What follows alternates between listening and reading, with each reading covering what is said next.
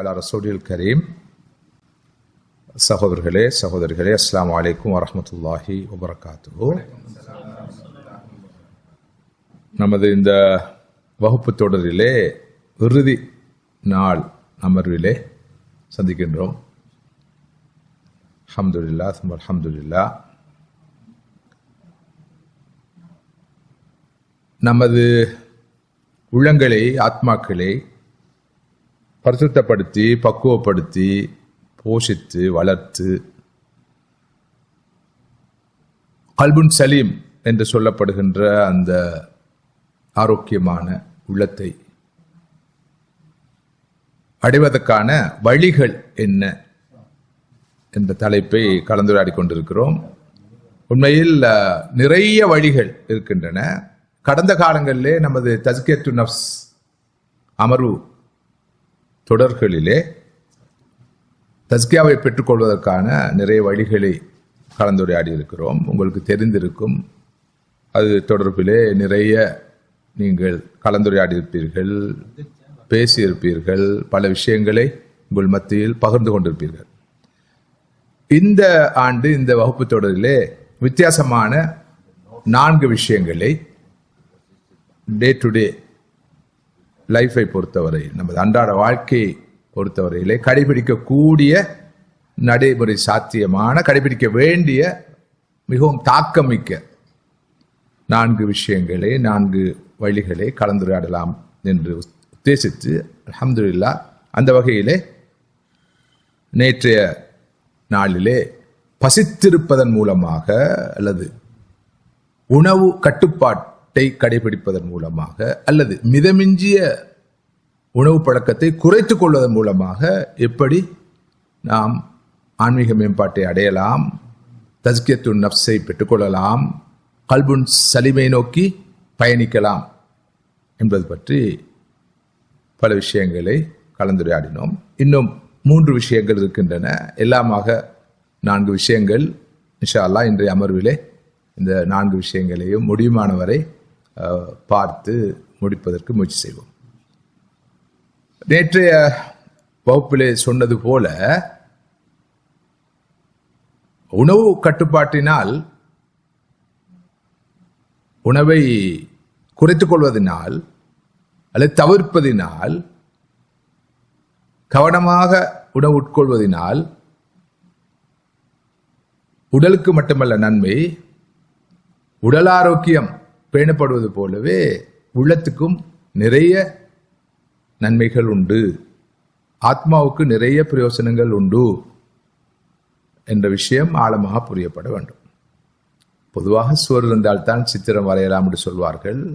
உடல் ஆரோக்கியமாக இருந்தால், உடல் ஆரோக்கியம் உள ஆரோக்கியத்துக்கு மிக முக்கியமானது. உடல் நோய்வாய்ப்பட்டிருந்தால் உள்ளமும் கஷ்டப்படும். ஆனால் அதைவிட உள ஆரோக்கியம் பேணப்பட்டால், உடல் ஆரோக்கியம் ஓரளவு குறைவாக இருந்தாலும், குன்றியதாக இருந்தாலும், அந்த ஆன்ம பலம், ஆன்மீக பலம், உடல்ரீதியான பலம் ஒரு மனிதனுக்கு நிச்சயமாக வாழ்வளிக்கும்.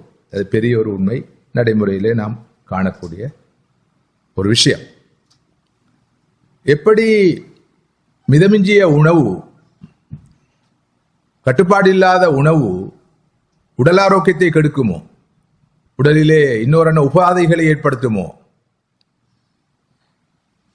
அதே போல மிதமிஞ்சிய உணவு ஆன்மாவை பாதிக்கும், ஆன்மீக நோய்களை உருவாக்கும். வித்தியாசமான ஆன்மீக நோய்கள் தோன்றுவதற்கு, ஆன்மா நோய்வாய்ப்படுவதற்கு, இறுதியில் கல்புன் மையத் என்ற அந்த பாரதூரமான நிலையை ஆத்மா அடைவதற்கு காரணமாக அதிக உணவு, மிதமிஞ்சிய உணவு அமையும் என்ற விஷயத்தையும் நாம் ஆழமாக புரிந்து கொள்ள வேண்டும். எனவே நேற்று நான் குறிப்பிட்டது போல, உணவை கட்டுப்படுத்தினால், குறைத்து கொண்டால் கல்பு தெளிவடையும், எப்போதும் கல்பு விழிப்பு நிலையில் இருக்கும், அது மென்மை அடையும், கர்வம் குறையும், பாவங்களில் உள்ள மோகம் குறையும், இல்லாமல் போகும், ஆசாபாசங்கள் கட்டுப்பாட்டின் கீழ் வரும், அவற்றை அடக்கியாலும் வல்லமை உருவாகும், தூக்கம் குறையும், சுறுசுறுப்பு உருவாகும், சுறுசுறுப்பாக இயங்கும் நிலை தோன்றும், வணக்க வழிபாடுகளில் ஆர்வம் ஏற்படும். இவையெல்லாம் உணவு கட்டுப்பாட்டால் கிடைக்கிற பயன்கள். மிதமிஞ்சிய உணவு நிச்சயமாக இதற்கு நேர் எதிரான தன்மைகளைத்தான் உருவாக்கும். இது நமது அனுபவம் சொல்லுகிற பெரிய உண்மை. எனவே அந்த வகையில் தான் நோன்பு, ஃபாஸ்டிங் நமக்கு மிகப்பெரிய ஒரு வாய்ப்பாக அமைகிறது. உணவு கட்டுப்பாட்டை பேண அந்த ஃபாஸ்டிங்கால் ஏற்படுகிற நன்மைகள் என்ன, இன்று பேசப்படுகிற ஃபாஸ்டிங் பற்றி நான் நேற்றைய வகுப்பிலே குறிப்பிட்டேன். ஒட்டோபெகி என்ற ஒரு புதிய கோட்பாடே முன்வைக்கப்பட்டிருக்கிறது. அதனால் ஏற்படுகிற பயன்கள் பற்றியெல்லாம் இப்போது மெடிக்கல் சயின்ஸ் அதிகம் பறக்க பேசுவதை பார்க்கிறோம். ஆனால் நமது மார்க்கம் எப்போதோ உணவு கட்டுப்பாட்டை பற்றி பேசியிருக்கிறது. சரி, நான் நினைக்கிறேன் இதைவிட அதிகமாக பேசினால் அடுத்த 3 பகுதிகளையும் நம்மால் கவர் பண்ண முடியாமல் போய்விடும். எனவே 2வது பகுதிக்கு இப்போது போவோம். 2வது விழித்திருத்தல். பசித்திருப்பது போலவே ஆன்மீக மேம்பாட்டுக்கு விழித்திருப்பது முக்கியம். அதிக தூக்கம் ஆபத்தானது. அதிக தூக்கம் கண்டிப்பாக கட்டாயமாக உடல் ஆரோக்கியத்தை கெடுக்கும். மிதமிஞ்சிய தூக்கம் சந்தேகம் இல்லாமல் உடல் ஆரோக்கியத்தை கெடுக்கக்கூடியது. அதே போல அதிக தூக்கம் ஆத்மாவையும் கடுமையாக பாதிக்கக்கூடியது. நாம் அறிந்திருப்போம் அதிக தூக்கம் எப்படியெல்லாம் நமது உடல் ஆரோக்கியத்தை பாதிக்க வேண்டும். குறிப்பாக இருதய நோய்களுக்கு, ஹார்ட் சம்பந்தப்பட்ட நோய்களுக்கு அதிக தூக்கம் முக்கியமான ஒரு காரணம். அதிகமாக தூங்குபவருக்கு இருதய நோய், மாரடைப்பு வருவதற்கான வாய்ப்புகள் அதிகம் என்று மருத்துவத்துறை சொல்கிறது. ஒபேசிட்டிக்கான, உடற்பருமனுக்கான முக்கியமான காரணங்களில் ஒன்று அதிக தூக்கம். நீண்ட நேரம் படுக்கையில் இருப்பதானது ஒபேசிட்டிக்கான முக்கியமான காரணம். டயபெட்டிஸ், சர்க்கரை வியாதி உருவாவதற்கு மிக முக்கியமான ஒரு காரணியாக அதிக தூக்கம் இருக்கிறது. மென்டல் ஹெல்த் சார்ந்த இஷ்யூஸும் அதிக தூக்கத்தினால் வரும். ஒருவர் அதிகமாக தூங்குகிறார் என்றால், ஒரே படுக்கையில் இருக்கிறார் என்றால், அறையில் கதவை பூட்டிக் கொண்டிருக்கிறார் என்றால், ஒதுங்கி பதுங்கி இருக்கிறார் என்றால் அவருக்கு மென்டல் இஷ்யூ இருக்கு என்பதுதான் காட்டும். அதிகமாக அப்படி இருந்தால் இல்லாத மென்டல் இஷ்யூ வரும். அதே போல தலை வலி, ஃபெட்டிக் என்று சொல்வார்கள். இந்த நேரம் உடம்புல ஒரு சோர்வு, ஒரு பலவீனம், ஒரு ஊக்கமில்லாத, உற்சாகம் இல்லாத தன்மையெல்லாம் அதிக தூக்கத்தினால் வரும். அதே போல இன்று ஒரு வெரி கொமனான ஒரு பிரச்சனை என்ன, பேக் பெயின். பேக் பெயின் வருவதற்கு முக்கியமான காரணம் அளவுக்கு அதிகமாக படுக்கையில், குறிப்பாக பெட்டில், மெட்ரஸில் இருப்பது என்று இப்போது சொல்கிறார்கள். இவற்றோடு பயங்கரமான மற்றொரு வார்னிங் இருக்குது. அதிகமாக தூங்குவருடைய ஆயுள் குறைவு. அதிகமாக தூங்குவர்களுடைய ஆயுள் குறைவு என்று ஆய்வுகள் தெளிவாக சொல்கின்றன. எனவே அதிக தூக்கம் பயங்கரமானது. மறுபக்கம் ஆரோக்கியமான உடம்புக்கு, ஆரோக்கியமான வாழ்வுக்கு தூக்கம் இன்றியமையாது. அளவோடு கூடிய தூக்கம் கண்டிப்பாக தேவை. குழந்தைகளுக்கு சில மணி நேரங்கள், இளைஞர்களுக்கு, யுவதிகளுக்கு சில மணி நேரங்கள், வளர்ந்தவர்களுக்கு குறைந்தது 5 மணி நேரம் முதல் 7 மணித்தியாலங்கள் அவர்கள் தூங்க வேண்டும் என்று எதிர்பார்க்கப்படுகிறது. ஆளுக்கு அளவு வேறுபடும், வித்தியாசப்படும். அந்த தூக்கம் இன்றியமையாது. அல்லாஹ் சுப்ஹானஹு வ தஆலா மனிதனுக்கு கொடுத்திருக்க மிகப்பெரிய அருள்கள் ஒன்றுதான் தூக்கம். தூக்கத்தின் அருமை, பெருமை தூக்கத்தை இழந்தவர்களுக்கு தான் தெரியும், தூக்கம் வராதவர்களுக்கு தான் தெரியும். அது பயங்கரமானது. எனவே மிதமிஞ்சிய தூக்கம் ஆபத்தானது. அது உடலை பாதிக்கும், உள்ளத்தை பாதிக்கும், நமது ஆன்மீக வாழ்க்கையை பாதிக்கும். குறைந்த தூக்கமும் வரவைக்கத்தக்கதல்ல. அது ஆன்மீக வாழ்க்கையை பாதிக்குமோ இல்லையோ, நமது உடல் ஆரோக்கியத்தை பாதிக்கும்.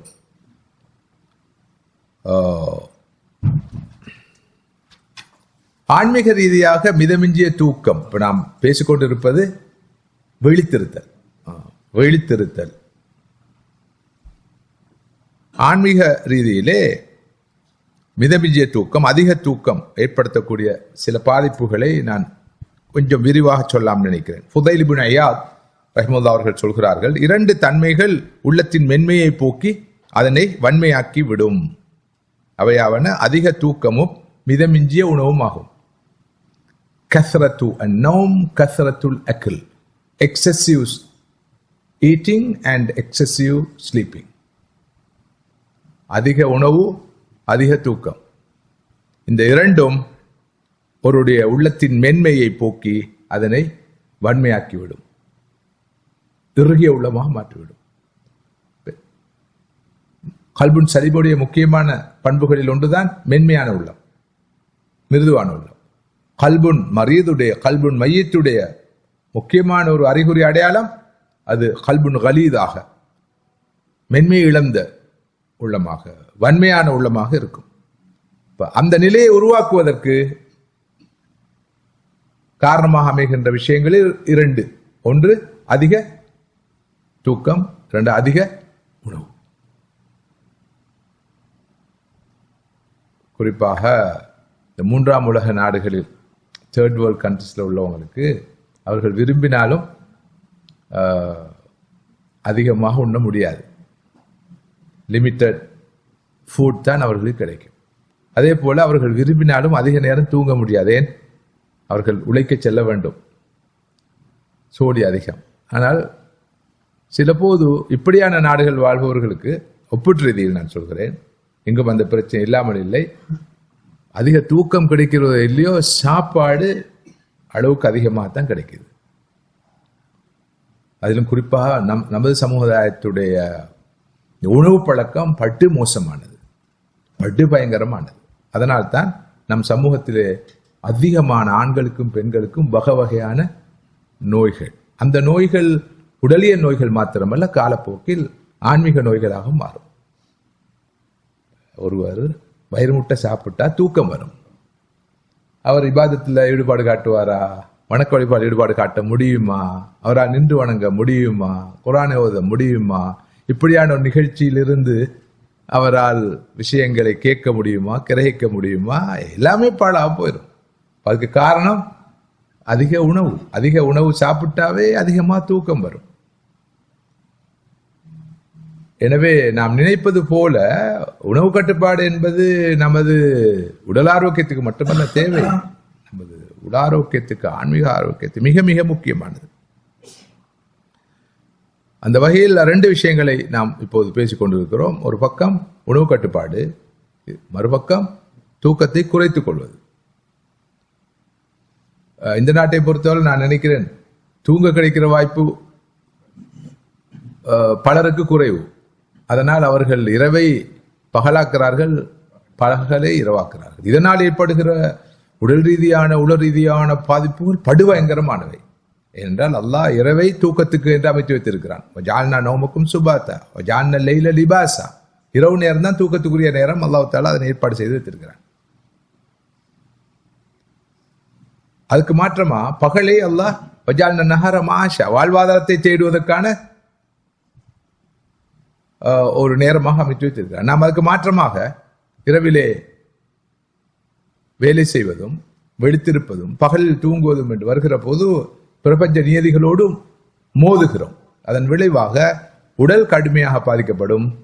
சந்தேகம் இல்லாமல் உள்ளமும் ஆத்மாவும் பாதிக்கப்படும். இந்த விஷயத்தில் மிக மிக கவனமாக இருக்க வேண்டும். சில பல இழப்புகள் வந்தாலும், நஷ்டங்கள் வந்தாலும், கஷ்டங்கள் வந்தாலும் இரவு நேரம் என்பது தூங்க வேண்டிய நேரம். அதில் குறிப்பாக ஏர்லி டு பெட், இதுதான் இஸ்லாத்துடைய வழிகாட்டல். இஷா தொழுகையோடு படுக்கைக்கு சென்று விட வேண்டும். நாளைக்கு இந்த நாட்டிலே அது பேணப்படுவதே இல்லை. போதாக்குறைக்கு இங்கு டைமிங்லேயும் நிறைய இஷ்யூ இருக்குது.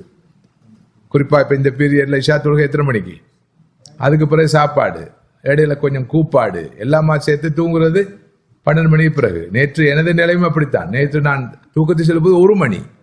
1 மணிக்கு தூங்குறதா இல்லையா? அடுத்தது சுபகு. என்ன நடக்கும்? இப்ப நமது நிலைமை என்ன? இது எவ்வளவு நாளைக்கு இப்படி ஓடலாம்? பெண்ணாம் பெரிய பிரச்சனை, பாரதூரமான பிரச்சனை, பயங்கரமான பிரச்சனை. இதனால வாழ்க்கையே கெட்டு வீணா போகுது. பலர் உலக வாழ்க்கை கெட்டு போகுதுன்னு தான் கவலைப்படுறாங்க. நம்முடைய ஆன்மீக வாழ்க்கை குட்டிச்சுவரா போகுது. அதனால் உண்மையிலேயே நாம் மிகவும் சீரியஸாக யோசித்து செல்ஃப் டிசிப்ளினை உருவாக்க வேண்டிய தேவை இருக்கு. கண்டிப்பாக இருக்க வேண்டிய அவசியம் இருக்குது. நேர காலத்தோடு தூங்கி நேர காலத்தோடு கண் விழிக்க வேண்டும். இது பற்றி நான் சொல்கிறேன். எனவே இந்த ரெண்டு விஷயமும், வாயை கட்டுப்படுத்தினால் நோயை கட்டுப்படுத்தலாம்னு சொல்வார்கள். எல்லோருக்கும் என்ன தெரியும்? இப்படி சொல்லும் போது என்ன வழங்குறீங்க? வாயை கட்டுப்படுத்தினா பிபியை கட்டுப்படுத்தலாம், கொலஸ்ட்ராலை கட்டுப்படுத்தலாம், டயபெட்டிஸை கட்டுப்படுத்தலாம். எஸ், டெஃபினிட்லி, அதில் ரெண்டு கருத்துக்கு இடம் இல்லை. ஆனால் உடலியல் நோய்களை கட்டுப்படுத்துறது மாதிரி ஆன்மீக நோய்களையும் கட்டுப்படுத்தலாம், ஆன்மாவை பாதுகாக்கலாம், வளர்க்கலாம்ன்றது பெரிய உண்மை. இமாம் இப்னுல் கய்யிம் ரஹிமஹுல்லாஹ் இந்த கல்பை, உள்ளத்தை நாசப்படுத்தும் 5 விஷயங்களை சொல்லியிருக்கிறார்கள். 5 விஷயங்கள். அதில் முதலாவது கஸ்ரத்து அல் அக்கல், மிதமிஞ்சிய உணவு. இரண்டாவது கஸ்ரத்து நௌம், மிதமிஞ்சிய தூக்கம். மூன்றாவது கஸ்ரத்துல் கலாம், எக்ஸசிவ் டாக்கிங், ஒரே வளவளா கொலகொலாண்டு பேசிக்கொண்டே இருப்பது, மூச்சு விடாம பேசுறது, வீட்டிலையும் பேசுறது, போன்லையும் பேசுறது, வாட்ஸ்அப்லையும் பேசுறது, அவரோடையும் பேசுறது, இவரோடையும் பேசுறது, கண்டவரோட நின்றவரோட எல்லாம் பேசு என்று பேசுறது. இது ஆன்மாவை கொண்டே போட்டுரும். ஹாலிக்கோடு பேசுற அளவுக்கு ஆன்மா சுத்தமடையும், மேம்பாடு அடையும். ஹல்குகளோட பேசுற அளவுக்கு ஆன்மா மாசு அடையும், அசுத்தம் அடையும். நீங்க யோசிச்சு பாருங்க. பிராக்டிக்கலா ஒருவர் மற்றொருவரோடு போன்ல பேசுறாரு, என்ன நடக்கும்? அஸ்ஸலாமு அலைக்கும் என்று ஆரம்பிப்பார்கள். வலைக்கும் அஸ்ஸலாம், மாஷா அல்லாஹ். ஆத்மாவுக்கு நல்லதா இல்லையா சலாம் சொல்றது? அதுக்கு அடுத்தது ஃபைனலா எப்படி முடியும்? அதுல கோள் வரும், புறம் வரும், லகு என்ற அனாவசியமான பேச்சு வரும், வீணான பேச்சு வரும், பயனில்லாத பேச்சு வரும், அர்த்தம் இல்லாத பேச்சு வரும், கவலைக்குரிய பேச்சு வரும், மனதை பாதிக்கக்கூடிய பேச்சு வரும். சில வசனங்கள், வார்த்தைகள் மனதை புண்படுத்தும் வகையில் அமையும். அதை வைத்து அலட்டிக்கொள்வோம். பிறகு அதை வச்சு யோசிப்பேன், ஏன் அப்படி சொன்னாரு, ஏன் அப்படி பேசினாரு. பெரும்பாலும் விதிவிலக்குகள் இருந்தாலும் படைப்புடனான உரையாடலால் உள்ளம் மாசடையும் என்றது ஒரு பெரிய உண்மை, யதார்த்தம். எனவே அதை குறித்துக் கொள்ள வேண்டும். படிப்பாளனோடு உரையாடுகிறோம், தொழுகையில், சுஜூதில், குர்ஆன் மூலமாக, இன்னும் பல வழிகளில் அல்லாஹ்வுடன் உறவாடுகிறோம், முனாஜாத்தில் ஈடுபடுகிறோம். அந்த நேரம் உள்ளம் சுத்தமடைந்து கொண்டே இருக்கும். உள்ளத்தை நாசப்படுத்தும் 5 விஷயங்கள்ல முதலாவது அதிக தூக்கம், மிதமிஞ்சிய தூக்கம், மிதமிஞ்சிய உணவு, மிதமிஞ்சிய பேச்சு, அடுத்ததாக மிதமிஞ்சிய குடும்ப வாழ்க்கை, அடுத்ததாக என்ன 5வது?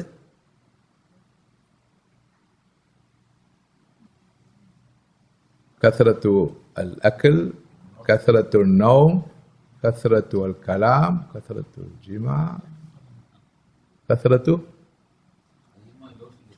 இல்ல அது நீங்க முபாரக் தாமத் பரக்காத்துடைய கருத்து. நான் இப்னு கய்யிமுடைய கருத்து சொல்லுங்க. இருக்கலாம் ஓவர் திங்கிங் என்று சொல்லலாம், எக்ஸசிவ் திங்கிங் என்று. ஆனா அது அவங்க சொல்லல.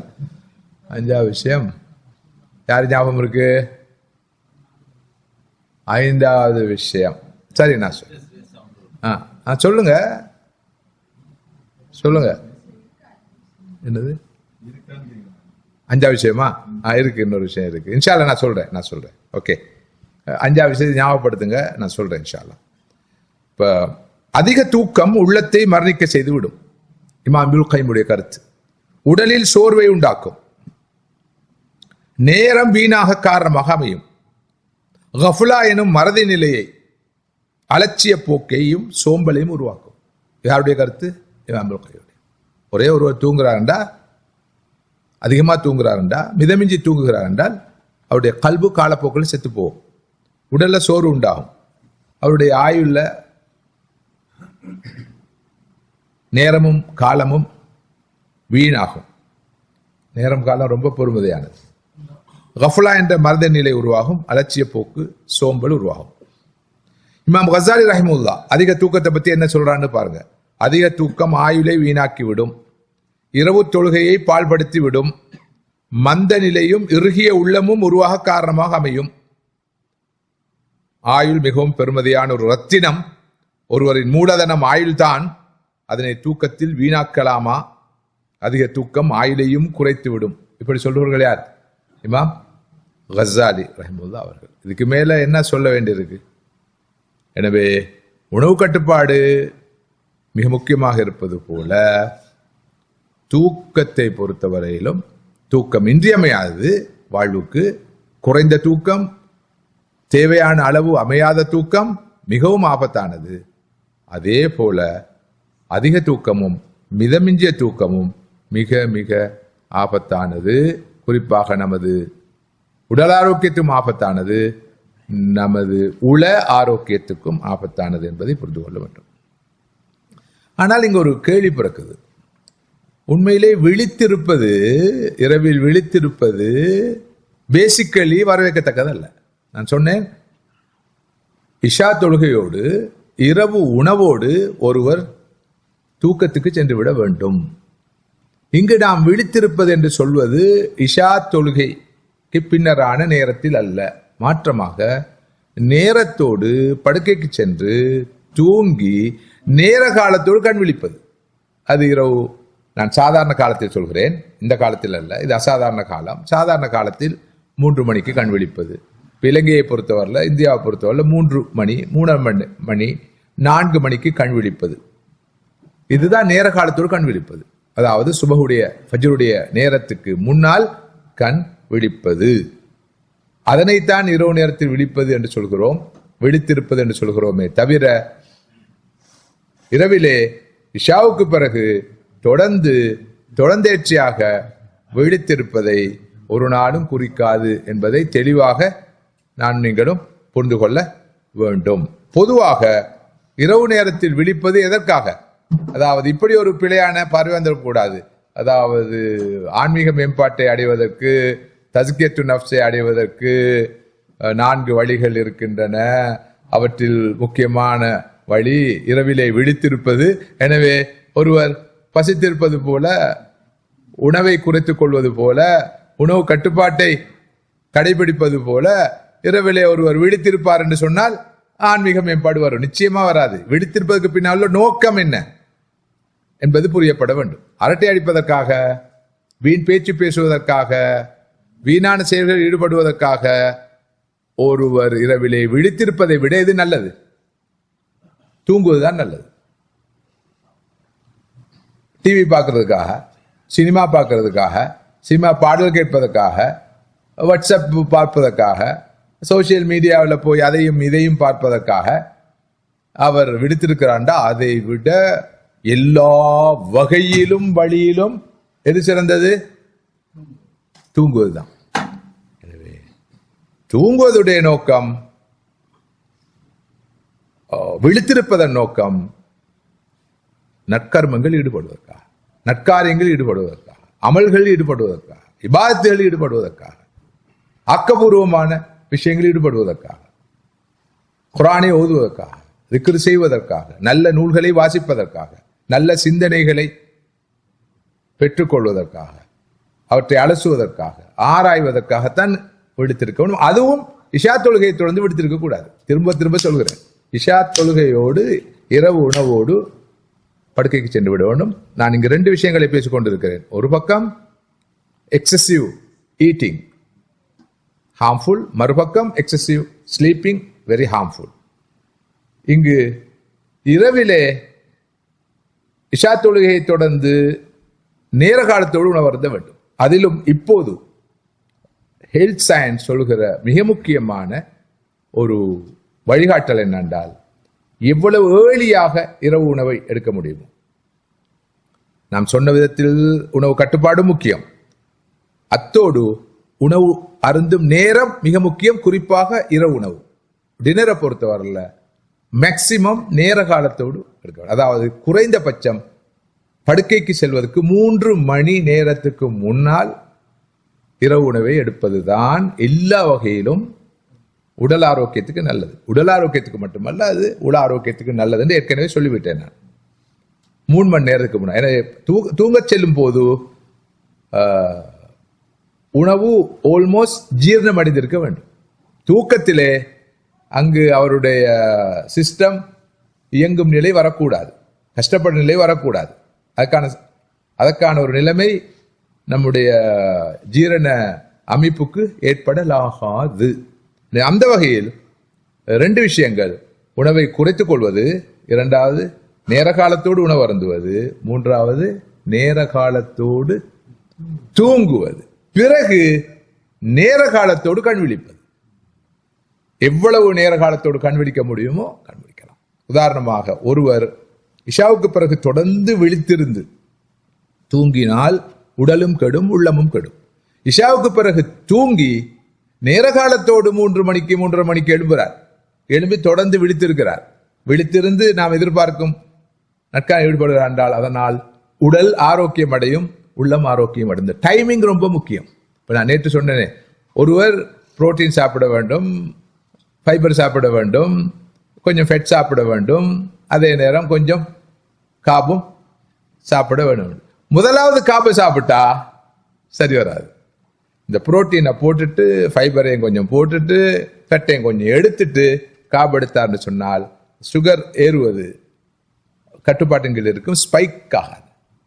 இல்லாமல் நல்லா முதலாவது காபை ஒரு ஒரு ஒரு பிளேட் ஃபுல்லா நல்லா சோத்தை விழுங்கிட்டு அதுக்கு பிறகு நான் புரோட்டீன் சாப்பிட்றேன் கோழியை சாப்பிட்றாரு, இல்லாட்டி பரோட்டா 2 சாப்பிட்டுட்டு விழுங்கிட்டு அதுக்கு பிறகு மட்டனை சாப்பிட்றாரு, அல்லது ஃப்ரூட்ஸ் சாப்பிட்றாரு, அல்லது வெஜிடபிள்ஸை சாப்பிட்றாரு. அது உரிய பயனை தராது. அதே போல ஒருவர் விழித்திருக்க வேண்டும் விரும்பல என்று சொல்லி இஷாவுக்கு பிறகு விழித்திருந்து அவர் பிரயோசனமான விஷயங்களில் ஈடுபடுகிறார், நன்மையான காரியங்களில் ஈடுபடுகிறார் வைத்துக் கொள்வோம் என்றாலும் அது பிழையானது. அது நாம் எதிர்பார்க்கிற விளைவை ஏற்படுத்தாது. இரவில் நேர காலத்தோடு தூங்க வேண்டும். ஆனால் தாராளமாக எவ்வளவு ஏர்லியாக கண் விழிக்க முடியுமோ அவ்வளவு ஏர்லியாக கண் விழித்து அவர் நல்ல காரியங்களில் நல்ல அமல்களில் ஈடுபட வேண்டும். அப்போதுதான் விழித்திருப்பதன் மூலமாக பெறக்கூடிய பயனை பிரயோசனத்தை அடையலாம். மீண்டும் ஒரு முறை சொல்கிறேன், 4 வழிகளில் நமது ஆன்மாவை மேம்படுத்திக் கொள்ளலாம். 1 பசித்திருத்தல், 2வது விழித்திருத்தல், 3வது தனித்திருத்தல், 4வது மௌனம் காத்தல், நாவை பேணுதல். முதல் 2 விஷயங்களை பேசிக் கொண்டிருக்கிறோம். விழித்திருப்பதன் மூலமாக ஆன்மீக மேம்பாட்டை அடைய வேண்டும் என்றிருந்தால் விழித்திருப்பதன் நோக்கம் சரியாக புரியப்பட வேண்டும். விழித்திருப்பதன் நோக்கம் கயாமுல் லைல், வணக்கங்களில் ஈடுபடுவது. கயாமுல் லைல் என்பது நாம் நினைப்பது போல 2 ரக்காத்துகளா தொழுவது மாத்திரம் அல்ல. அதில் தஹஜ்ஜத் தொழுகை வரும், திலாவத்துல் குர்ஆன் வரும், திக்ர் ஔராது வரும், அல்லாஹ் பற்றிய சிந்தனை வரும், கபருடைய வாழ்க்கை பற்றிய சிந்தனை வரும், மஹ்ஷர் பற்றிய சிந்தனை வரும், சொர்க்கம் நரக பற்றிய சிந்தனை வரும், வாழ்க்கையின் நோக்கம் என்ன என்ற அந்த சிந்தனை வரும், நாம் நேற்று முந்த நாள் எல்லாம் பேசிக்கொண்டிருக்கிற வேர்ல்ட் வியூ பற்றிய சிந்தனை வரும், நல்ல ஆக்கப்பூர்வமான சிந்தனைகள், வாசிப்பு, எழுத்து எல்லாம் கயாமுல் லைல் என்ற வட்டத்துக்குள் வரும். அழகா புரிஞ்சுக்கொள்ளணும். அப்படி இல்லாம கயாமுல் லைல் எழும்புறதும் குந்துறதும் ருக்குவும் சுஜூதும் மாத்திரம் இல்லை, அது ஒரு முக்கியமான அம்சம் மட்டும்தான். அது அல்லாத குர்ஆனை ஓதுவது, குர்ஆனை படிப்பது, குர்ஆனுடைய கருத்துக்களை சீர்தூக்கி பார்ப்பது, ஆய்வு செய்வது, தேவைப்பட்டால் எழுதுவது. பெரும் பெரும் அறிஞர்கள் எல்லாம் அந்த அதிகாலை வேளையிலே நேர காலத்தோடு தூங்கி நேர காலத்தோடு கண் விழித்து அந்த பொறுமதியான நேரத்தில் தான் அவர்கள் ஆய்வில் ஈடுபடுவார்கள், எழுத்தில் ஈடுபடுவார்கள். ஏனைய நேரங்கள் அல்ல. அந்த நேரம் ரொம்ப ரொம்ப ரொம்ப ரொம்ப புனிதமானது. பூரிக்கலி உம்மத்தி ஃபி புக்கூரிஹா, எனது உம்மத்துக்கு அதிகாலை வேளையில் தான் பறக்கை செய்யப்பட்டிருக்கு. எல்லா விஷயங்களுக்கும் அதிகாலை தான் முபாரக்கானது, அருள் பொருந்தியது, பாக்கியம் பொருந்தியது. இரவுல நின்று தொழுதான்னு தான் இருக்குது, கியாம அதுதான் ரெஃபர் பண்றாங்க. ஆனா இரவுகளில் நின்று தொழுத எப்படி அந்த நேரத்தில் தூக்கத்துக்குள்ள டைம் தொழுகைக்கு, ஆனா அதுலேயே ரிசர்ச் பண்றதுக்கு படிக்கிறதுக்கு எப்படி அது கியாமா ரிலேட் பண்ணுது?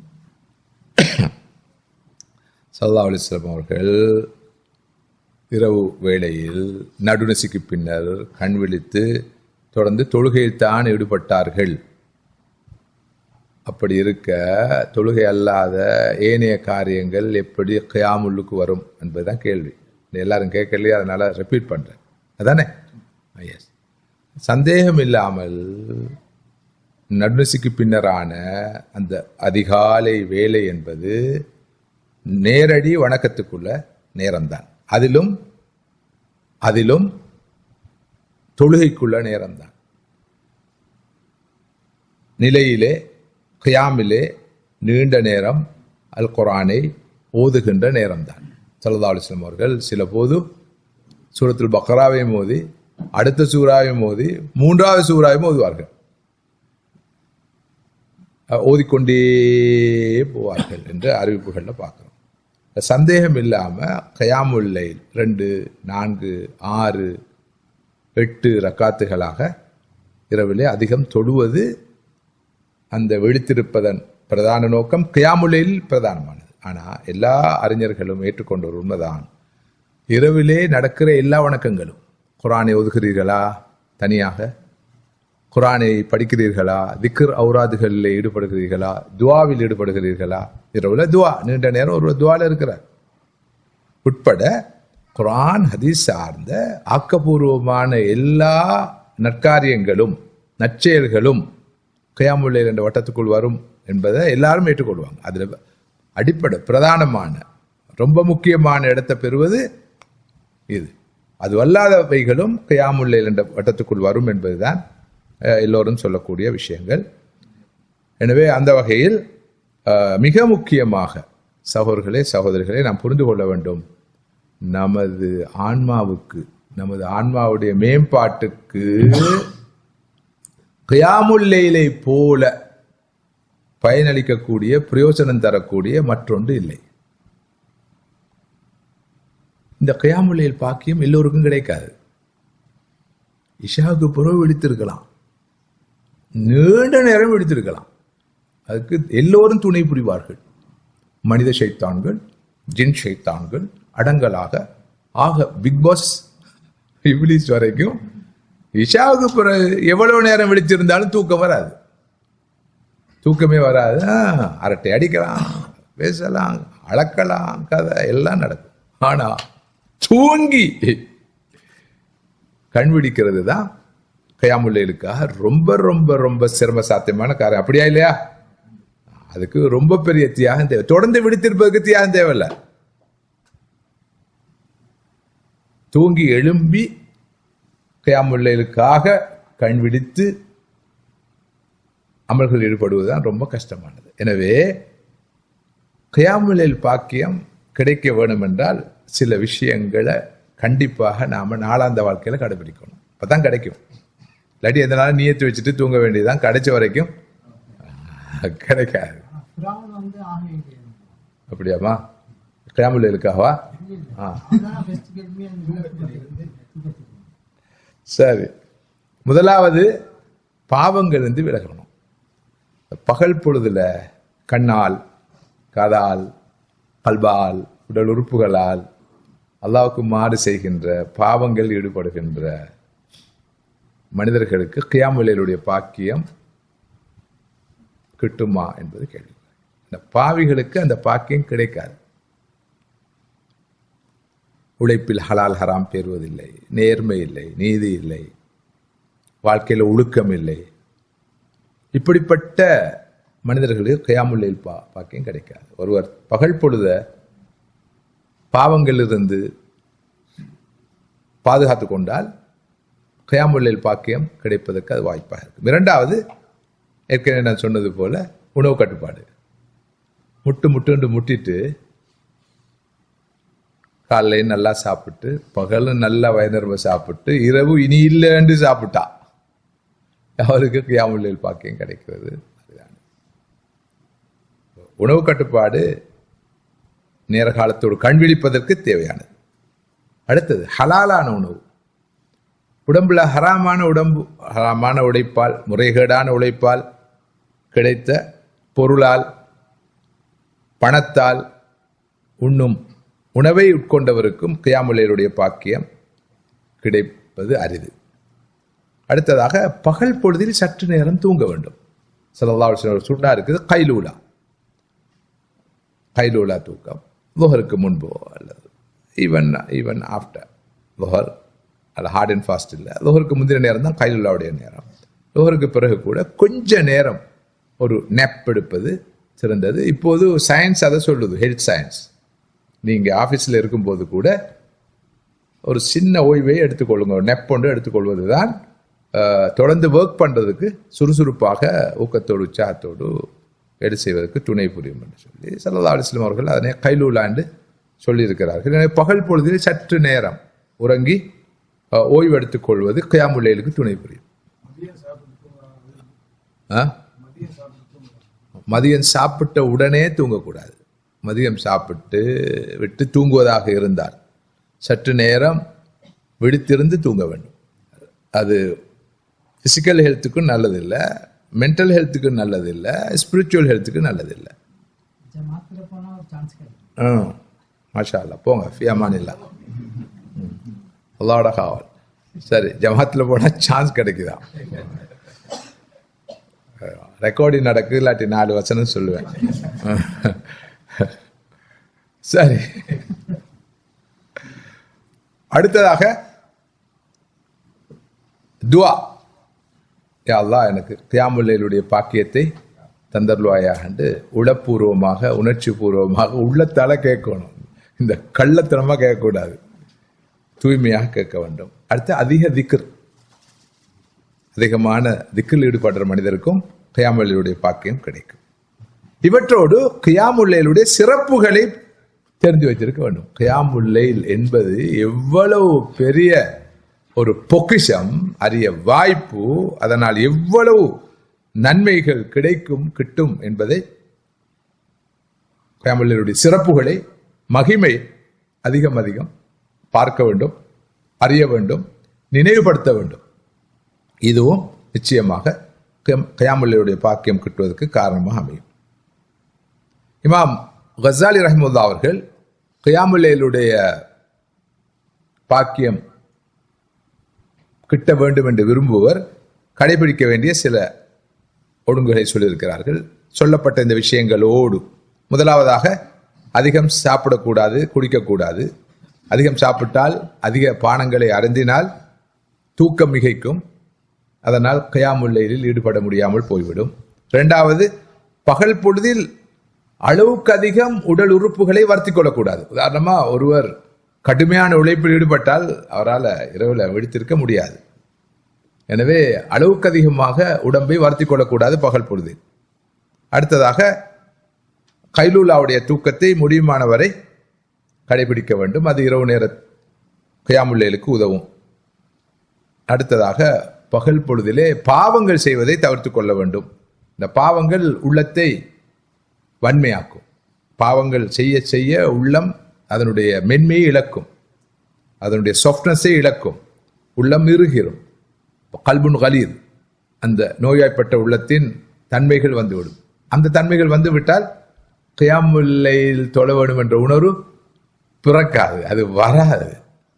எனவே அந்த வகையில் பாவங்கள் தான் மிகப்பெரிய சாபங்கள், உள்ளத்திலே கரையை ஏற்படுத்தக்கூடியவை, உள்ளத்தை கருமையாக்கக்கூடியவை, இருக்கக்கூடியவை, உள்ளத்தின் மென்மையை போக்கக்கூடியவை. அந்த நிலை வந்துவிட்டால் அவர் கியாமுல் லைலுக்காக கண்விழிக்க போவது இல்லை. எனவே பகல் பொழுதிலே பாவங்கள் செய்வது தவிர்க்கப்பட வேண்டும். மறுபக்கம், நான் சொன்னேன், கியாமுல் லைலுடைய சிறப்புகளை அதிகம் படிக்க வேண்டும். ஒரு முறை படிச்சு போதாது, வாழ்க்கையில அடிக்கடி நல்ல விஷயங்களை நினைவுபடுத்திக் கொண்டே இருக்கணும். ஃபதக்கிர் ஃபஇன்ன திக்ரா தன்ஃபஉல் முஃமினீன், நீங்கள் நினைவூட்டிக் கொண்டே இருங்கள். இறை விசுவாசிகளுக்கு நினைவூட்டுவது பிரயோசனம் அளிக்கும் என்று குர்ஆன் சொல்லுது அல்லவா? அந்த வகையில் கியாமுல்லைலால் கிடைக்கக்கூடிய பயன்கள் என்ன, பிரயோசனங்கள் என்ன? முதலாவது இஹ்லாஸ், அந்த மன தூய்மை கிடைக்கும். ஏன் ஏன் கியாமுல்லைலால் விசேஷமாக கிடைக்கும்? இப்போ நாம் பள்ளியில் வந்து ஐங்கால தொழுகையை தொழுகிறோம், ஜமாத்தோட தொழுகிறோம், முதலாம் சஃபில் 2ஆம் சஃபில் சொல்கிறோம், 4 பேர் பார்க்க தொழுகிறோம், 4 பேர் காணும் நிலையில் தொழுகிறோம். அங்கே இஹ்லாஸ் இருக்கிற மாதிரியே கொஞ்சம் முகஸ்துதியும் அறிந்தோ அறியாமலோ இருக்கும். பாருங்க, லொஹருக்கு பாங்க சொல்லிட்டாங்க, பூவாட்டி மக்கள் பார்ப்பாங்க, என்ன ஆளை காணல, அல்லது கேட்பாங்க, விசாரிப்பாங்க, அல்லது ஏதாவது குற்றம் சொல்லுவாங்க, இந்த உணர்வுகள் வராமல் இருக்காது. அவ்வப்போது கூட குறைந்தபட்சம் வரும். சரியா? இதுவும் ஒரு திக்ருடைய மஜ்லிஸ் தான். அப்ப சில போது இன்றைக்கு ஒருவருக்கு வாரத்துக்கு சிரமமா இருக்கும், நெருக்கமான ஒருவருக்கு. என்றாலும் பாருங்க, அன்றைக்கும் கேட்டாரு, என்ன ஆளை காணலன்று. அதனால போய் போய் வருவோம், என்ன பண்றது, இந்தியோட முடிஞ்சுதானே, அல்ஹம்துலில்லாஹ் அப்படி என்று சொல்லி உதாரணத்துக்கு சொல்றேன்னா, நம்ம அப்படி யோசிக்கிறோன்னு சொல்லல. அப்ப கொஞ்சம் வெளிப்படையா செய்கிற அமல்களின் போது முகஸ்துதி வருவதற்கான, தூய்மையில் கோளாறு வருவதற்கான வாய்ப்பு இருக்கத்தான் செய்யுது, எவ்வளவு பெரிய ஆளாக இருந்தாலும். ஆனால் இந்த கியாமுல் லைல் என்பது நம்ம பள்ளிக்கு வந்து தொழுகிறதும் இல்லை, விளம்பரப்படுத்தி தொழுகிறதும் இல்லை, 4 பேருக்கு சொல்லி தொழுகிறதும் இல்லை, பல போது வீட்டில் உள்ளவங்களுக்கே தெரியாம இருக்கும். அப்படித்தான் நமது ஆரம்ப கால சலஃபுகள் இருந்திருக்கிறார்கள். அதாவது கணவன் 40 வருடம் 30 வருடம் கியாமுல் லைல் தொழுதிருப்பார், மனைவிக்கு தெரிஞ்சிருக்காது. மனைவி நல்ல ஆழ்ந்த தூக்கத்தில் இருக்கும்போது இவர் எழுப்பி தொலை போயிடுவார். அவன் கண் விழிக்கும் போது சுபக நேரமா இருக்கும், இப்பதான் கண் விழிச்சிருக்கிறாருன்னு சொல்ல போறது இல்லை. நான் இப்படித்தான், நான் நேர காலத்தோட முடிச்சுட்டேன், நீ மாடு மாதிரி தூங்கினா கழுத மாதிரி, நான் முழிச்சு பாரு, சொர்க்கத்துக்கு போறேன். சரி, இங்கதான் எனக்கு சொர்க்கம் கிடைக்கல, அங்கேயாவது கிடைக்கட்டும், சரி நிம்மதியா நான் போறேன், நீ எழுப்பி தொழுதாண்டா, நீ எந்த பின்னாலே வந்துடுவாய், அப்ப நீ சொர்க்கத்துக்கு வந்தா அங்கே எனக்கு டிஸ்டர்பா இருக்குண்டா, அப்படி எதுவும் சொல்றது இல்லை. அதே மாதிரி நிறைய பெண்களும் கணவன்மார் தூங்குவாங்க, கொரட்டை விட்டு தூங்குவாங்க. ஜீஃபத்துன் ஃபில்லைல் ஹதீஸ்ல வருது, பகலிலே கழுதையை போல, இரவிலே செத்த பிணத்தை போல. மனிதர்கள், குறிப்பா இந்த காலத்து மனிதர்கள், பகல்ல சுமை சுமக்கும் பொதி சுமக்கும் கழுதைகள் போல ஓட்டம், என்ன சம்பாத்தியம். இரவுல செத்த பிணம், பகல்ல கழுத மாதிரி பொதி சுமந்தா இரவுல செத்த பிணமா தான் இருப்பான், டயர்டா. அதனால தான் சொல்லியுமே இங்க கியாமுல் லைல் எழும்ப போறான். அப்ப அந்த கழுதை தூங்கி கொண்டிருக்கும் செத்த பணத்தை போல. அப்ப இவங்க ஒய்யாரமா எழும்பி, அவங்களுக்கு என்ன, வீட்டில் ஃப்ரீயா தானே இருந்தாங்க என்ற அந்த நினைப்போட எழும்பி நீண்ட நேரம் தொழுவாங்க. அதை அவங்களும் பெருமையா சொல்ல மாட்டாங்க. அது நிறைய நான் பார்த்துருக்கிறேன், என்னுடைய வட்டாரத்தில் நான் அதை பார்த்துருக்கிறேன். அதை எனக்கே தெரியாது, அவங்க நோன்பு பிடிக்கிறாங்க, சுன்னத்தான் நோன்பு இன்றைக்கு, அல்லது கியாமுல் லைல் தொழுதுக்கான்னு தெரியாது. எதாச்சியா சில போது தெரிய வந்திருக்குது. இப்போ அது மாஷா அல்லாஹ், அது பெண்கள் மட்டத்தில் இருக்கிற மிகப்பெரிய ஒரு தன்மை. நான் என்ன சொல்ல வரேன்டா, இக்லாஸ். இன்றைக்கு எங்களுக்குள்ள மிகப்பெரிய சவால் என்ன சொல்லுங்க பார்ப்போம். அமல் செய்ததை விடவும் இந்த சின்சியாரிட்டியை, பியூர் இன்டென்ஷன், இந்த நீயத்து இக்லாஸை மெயின்டைன் பண்றது தான் அது ரொம்ப ரொம்ப ரொம்ப சேலஞ்சிங் டாஸ்க். அது பேசலாம், நானும் பேசுறேன், ஆனா எங்க எப்போதும் அந்த வரத்தான் செய்யுது. அல்லாஹ் மன்னிக்க வேணும். இந்த இஹ்லாஸை வளர்த்துக் கொள்வதற்கு அருமையான அற்புதமான ஒரு தர்பியா, ஒரு பயிற்சி தான் கியாமுல் லைல். ஒருவர் கியாமுல் லைல் தொழுறாருன்னா அல்லாஹ்வுக்கும் அவருக்கு இடையில தான். வல்லதீன, குர்ஆன் சொல்லுது அல்லவா, இபாதுர் ரஹ்மான், ரஹ்மானுடைய அடியார்கள் யார்? அல்லதீன யம்ஷூன அலல் அர்தி ஹௌனன் வ இதா காதபஹுமுல் ஜாஹிலூன காலு சலாமா என்று அப்படியே அல்லாஹ் சொல்லிக் கொண்டு வரான் ரஹ்மானுடைய அடியார்களுடைய பண்புகளை. அதில் உண்டு, வல்லதீன யபீதூன லிரப்பிஹிம் சுஜ்ஜதன் வ கியாமா. மனிதர்கள் எல்லோரும் தூக்கத்திலே இன்பம் கண்டு கொண்டிருக்கும் வேளையிலே இவர்களோ, ரஹ்மானுடைய அடியார்களோ, கண் விழித்து சுஜூதிலும் கயாமிலும் சுஜூதிலும் அவர்கள் இருப்பார்கள். வல்லதீன யக்கூலுன ரப்பனா ஸரிஃப் அன்னா அஸாப ஜஹன்னம் இன்ன அஸாபஹா கான கராமா. யா அல்லாஹ், நரக வேதனை, நரக நெருப்பை நம்மிலிருந்து திசை திருப்பி விடு, அந்த நரகத்துக்கு போய்விட்டால் அது நிலையான இடம் அல்லவா ரப்பே, அதிலிருந்து நம்மை காப்பாற்று என்று அவர்கள் அல்லாஹ்விடம் கேட்பார். யாரும் காணாத நிலை, பார்க்காத நிலை, இவருக்கு ரப்புக்கும் இடையிலான முனாஜாத். எப்படி தூய்மையோட அவர் இருப்பார். எனவே நிச்சயமாக கியாமுல் லைல்ல வரக்கூடிய அந்த தூய்மையை வேற எந்த சந்தர்ப்பத்திலையும் நாம் எதிர்பார்க்க முடியாது. கஷ்டம், ரொம்ப கஷ்டம். ஸோ முதலாவது கியாமுல் லைலால கிடைக்கிற பிரயோசனம் என்ன? இஹ்லாஸ். ரெண்டாவது கியாமுல் லைல் ததப்புருக்கான தஃபக்குருக்கான நேரம். அதாவது வாழ்க்கையை பற்றி நான் ஏற்கனவே சொன்ன மாதிரி வாழ்க்கையை பற்றி, இதுவரை நாம் வந்த பயணத்தை பற்றி, நாம் பயணிக்கின்ற பாதையை பற்றி, நமது போக்கை பற்றி, இவ்வளவு நாள் நான் வாழ்ந்துட்டேன், 50 வருஷம் வாழ்ந்துட்டேன், என்னதான் செஞ்சேன், எந்த பாதையில் இருக்கிறேன், எதை நோக்கி போய்கொண்டிருக்கிறேன், எங்கு நோக்கி போய்கொண்டு, இதுக்கு பிறகு நான் என்ன சாதிக்க போறேன். சில மக்களுக்கு 60 வயதுக்கு பிறகுலேயே ஆசை பிறக்குது. அதுக்கு முன்னாடிண்டா பரவாயில்ல, இப்ப காடு வா வீடு போன்ற பருவத்தில் அவருக்கு ஷஹவாத் வருது, உலக ஆசை வருது. அவர் சிதறிய சிந்தனையோடு இருக்கிறாரு, வேற வேற யோசனையோடு இருக்கிறாரு. அது ரொம்ப துர்ப்பாக்கியமான நிலை. இவர் இந்த கியாமுல் லைல் ஈடுபட்டா யோசனை வரும். இங்க பாருங்க, இப்ப எனக்கு வயது 60, 55. ஸல்லல்லாஹு அலைஹி வஸல்லம் ஹதீஸ் இருக்குது, 60 வயது வரைக்கும் ஒரு மனிதனுக்கு எக்ஸ்கியூஸ் இருக்குது. சஹீஹ் புகாரில வர ஹதீஸ். அப் டு 60 எக்ஸ்கியூஸ் இருக்குன்னா விளங்குது அவங்களுக்கு, அவரோட குற்றம் குறைகளுக்கு எக்ஸ்கியூஸ் இருக்குது. 60க்கு பிறகு ஆஃப்டர் 60 ஒருவருக்கு எக்ஸ்கியூஸ் கிடையாது. அதுக்கு பிறகு அவருக்கு தன்னுடைய போக்க நோக்க செயற்பாடுகளை நியாயப்படுத்த முடியாது. இதன் இங்க 60 குறைஞ்சவங்க இதை பிழையா புரிஞ்சு கொள்ளக்கூடாது. ஏண்டா மவுத்து சரி, ஓகே 60 வரைக்கும் வாழ போறீங்க, 60க்கு போறோம் வாழ போறீங்க உத்தரவாதம் இருந்தா ஓகே. சரி, 40ல மவுத்து வந்தா, 45ல மவுத்து வந்தா, 50ல மவுத்து வந்தா, என்ன நம்பிக்கை? மொத்தா போ மாட்டோம்டா. அதானே அந்த நம்பிக்கை. அது நப்பாசை, அது நம்பிக்கை அல்ல, அது வெறும் நப்பாசை. ஓகே, இப்ப இந்த இரவு நேரம் இருக்குது, அமைதியான நேரம், எந்த டிஸ்டர்பன்ஸும் இல்லை, அந்த தொணதொணப்பு இல்லை, தொணதொணப்பு எதுவும் கிடையாது. எனவே நாம நிறைய விஷயங்களை சிந்திக்கலாம். சிந்திப்பது மிகப்பெரிய அமல். சொல்லுங்க சார். பள்ளியில் வந்து பஜ்ருக்கு முன்னாடி இவ்வளோ நாள் நடக்கலை, புதுசாக மோதி கொஞ்ச நாள் செஞ்சார். பஜ்ருக்கு ஒரு 1/2 மணி நேரம் முன்னாடியே வந்து தவிர்த்து விடாது. மக்கள் எல்லாம் வந்து லைட்டை அமைச்சிட்டு தகச்சிட்டு, ஆனால் அதில் வந்து பெரிய பதமாக தான் இருந்துச்சு. நான் அப்படி ரெகுலராக செய்யறது அது கூடாதுன்னு நான் சொல்ல மாட்டேன். மஸ்ஜிதுக்கு வந்து அவங்க நேர காலத்தோட கியாமுல் லைல் சொல்றாங்க, அது பெரிய விஷயம். ஆனால் கியாமுல் லைல்ன்றது தனி மனிதர்கள் தனிப்பட்ட முறையில் தொழுகிறது.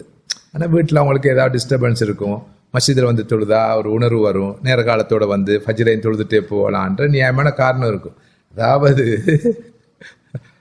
இந்த கழுத மாதிரி தூங்குறவனை விட இவன் ரொம்ப உயர்ந்த நெல்லுள்ள ஆள், அப்படியா இல்லையா? அதுக்கு நாம மண்ணை கூட்டினா கியாமுல் லைல்ண்டா தனிப்பட்ட முறையில் நீ உன்ட அறையில ரூம்ல தொழுகிறது வந்துட்டானுவோ, காலையிலேயே வந்துட்டானுவோ ஷோ ஆஃபுக்கு சொல்லிடாதீங்க. மற்றவங்களை பற்றி நான்லாம் கேமல் தருகிறேன், மற்றவங்க தருவதில்லை அப்படின்னு ஒரு ஆமா, அது வரக்கூடாது. அதுக்கான நசீஹாவை நீங்க செய்யணும்.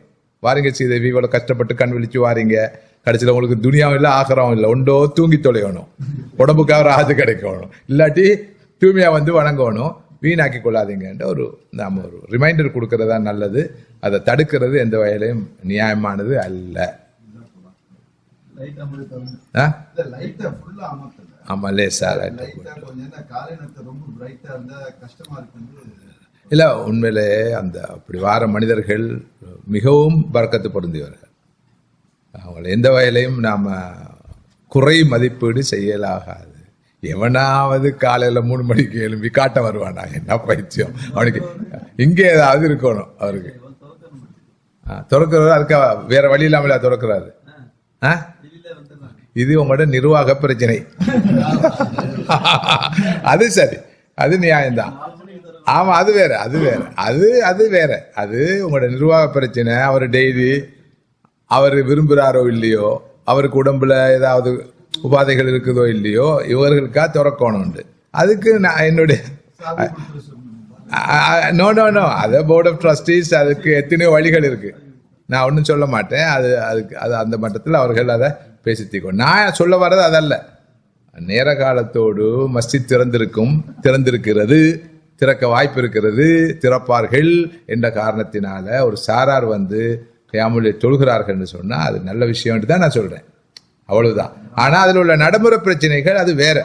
மற்ற நாள்ல தனியா சொல்லுதான் இக்லாஸ். ஆமா ஆமா, அது சந்தேகம் இல்லை, அதான் அசல், அதான் அசல்.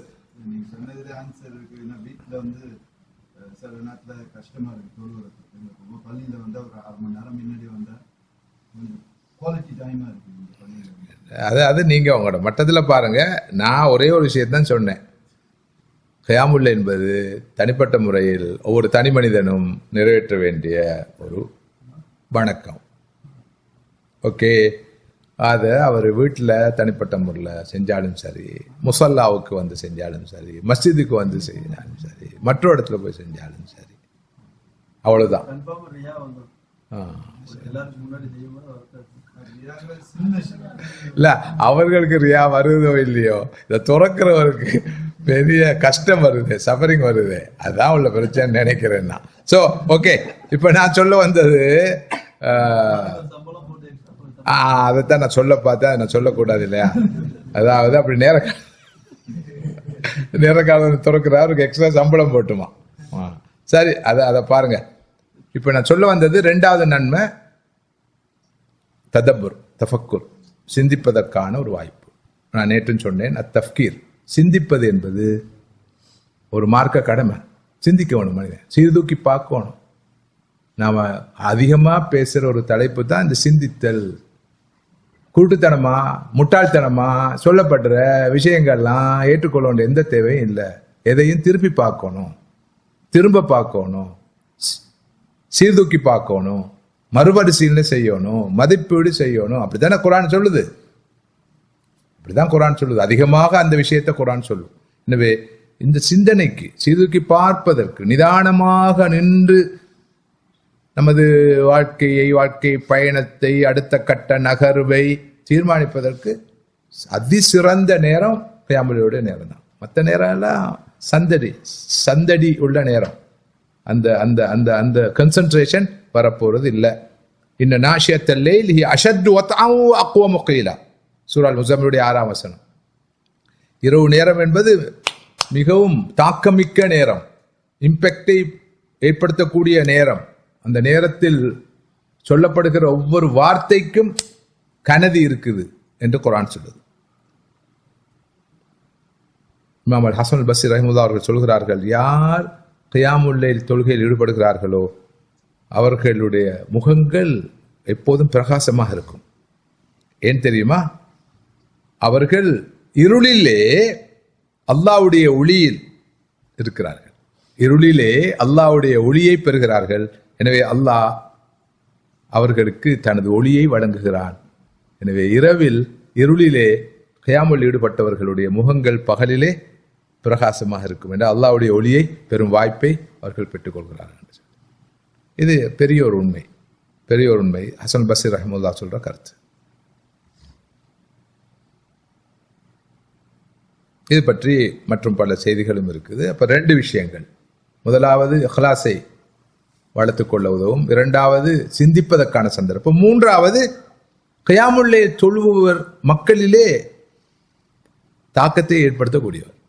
உதாரணமா இப்ப நான் எல்லாம் யோசிக்கிறது உண்டு, என்னை போன்றவர்களும் யோசிக்க வேணும். நமது பேச்சுக்கள், எழுத்துக்கள், கருத்துக்கள், சிந்தனைகள், பயானுகள், விரிவுரைகள் மனிதர்கள்ல மாற்றத்தை, தாக்கத்தை ஏற்படுத்த ஆழமான சிந்தனைகள் மாத்திரம் போதாது, பிரயோசனமான கருத்துக்கள் போதும் மட்டும் போதாது. அதெல்லாம் கேட்கும், நம்முடைய வாயால வெளியேறி அவருடைய காதுகளை ஊடறுத்து போயிடும். நாம் பேசும் வசனங்கள், வார்த்தைகள் உள்ளங்கள்ல தாக்கத்தை, அதிர்வை ஏற்படுத்த வேணும்னு சொன்னா நாம் ஒரு பக்குவத்தோடு பேசணும். அந்த பக்குவத்தை ஏற்படுத்தக்கூடியது கியாமுல் லைல். கியாமுல் லைல் தொழக்கூடிய மனிதனுடைய வார்த்தைகள், வசனங்கள், போதனைகள் மிகப்பெரிய தாக்கத்தை ஏற்படுத்தும். இப்ப நாமெல்லாம் பாருங்க, எத்தனை மணி நேரம் பேசுறோம். காலையில 2-2.5 மணி நேரம், மாலையில 1.5 மணி நேரம், காலமெல்லாம் பேசு பேசு பேசுன்னு பேசுறோம். ஏற்படுற தாக்கம் ரொம்ப குறைவா தான் இருக்கு. அதுக்கான பல காரணங்கள் இருக்கு. அதுல ஒரு காரணம், அந்த பேசுவோருடைய வாழ்க்கை அந்த அளவு பக்குவமானதாக இல்லாமல் இருப்பது. அதாவது கல்புன் ஒரு உள்ளம் அதனுடைய பேச்சுக்கும் செயலுக்கும் இடையில முரண்பாடு காணப்படுவது. நான் பார்த்தோம் அல்லவா, நோய்வாய்ப்பட்ட உள்ளத்தின் தன்மை அது ஒரு வகையான நிஃபாக் தான், நயவஞ்சகம் தான். அல்லாஹ் தஆலா காப்பாற்ற வேணும். நான் சொல்ல வந்த கருத்து என்னென்றால், இந்த கியாமுல் லைல் என்ற பாசறையில் பயிற்றப்பட்டவர் மக்களிலே மிகப்பெரிய தாக்கத்தை ஏற்படுத்தக்கூடியவராக இருப்பார். அவருடைய பார்வையே மாற்றத்தை ஏற்படுத்தும், ஒரு வார்த்தை மாற்றத்தை ஏற்படுத்தும். சில மனிதர்கள் பாருங்க, நம்ம ஆயிரக்கணக்கான உபதேசங்களை கேட்டிருப்போம். ஒரு ஆள் வந்து ஒரு வசனத்தை சொல்லிட்டு போவார், இந்த திக்கிற ஓதி வாப்பான்னு. அவன் மவுத்து வரைக்கும் அதை ஓதி வருவான். ஒரே ஒரு உபதேசம் செஞ்சுட்டு போவார், ஜஸ்ட் இதை செஞ்சு வா.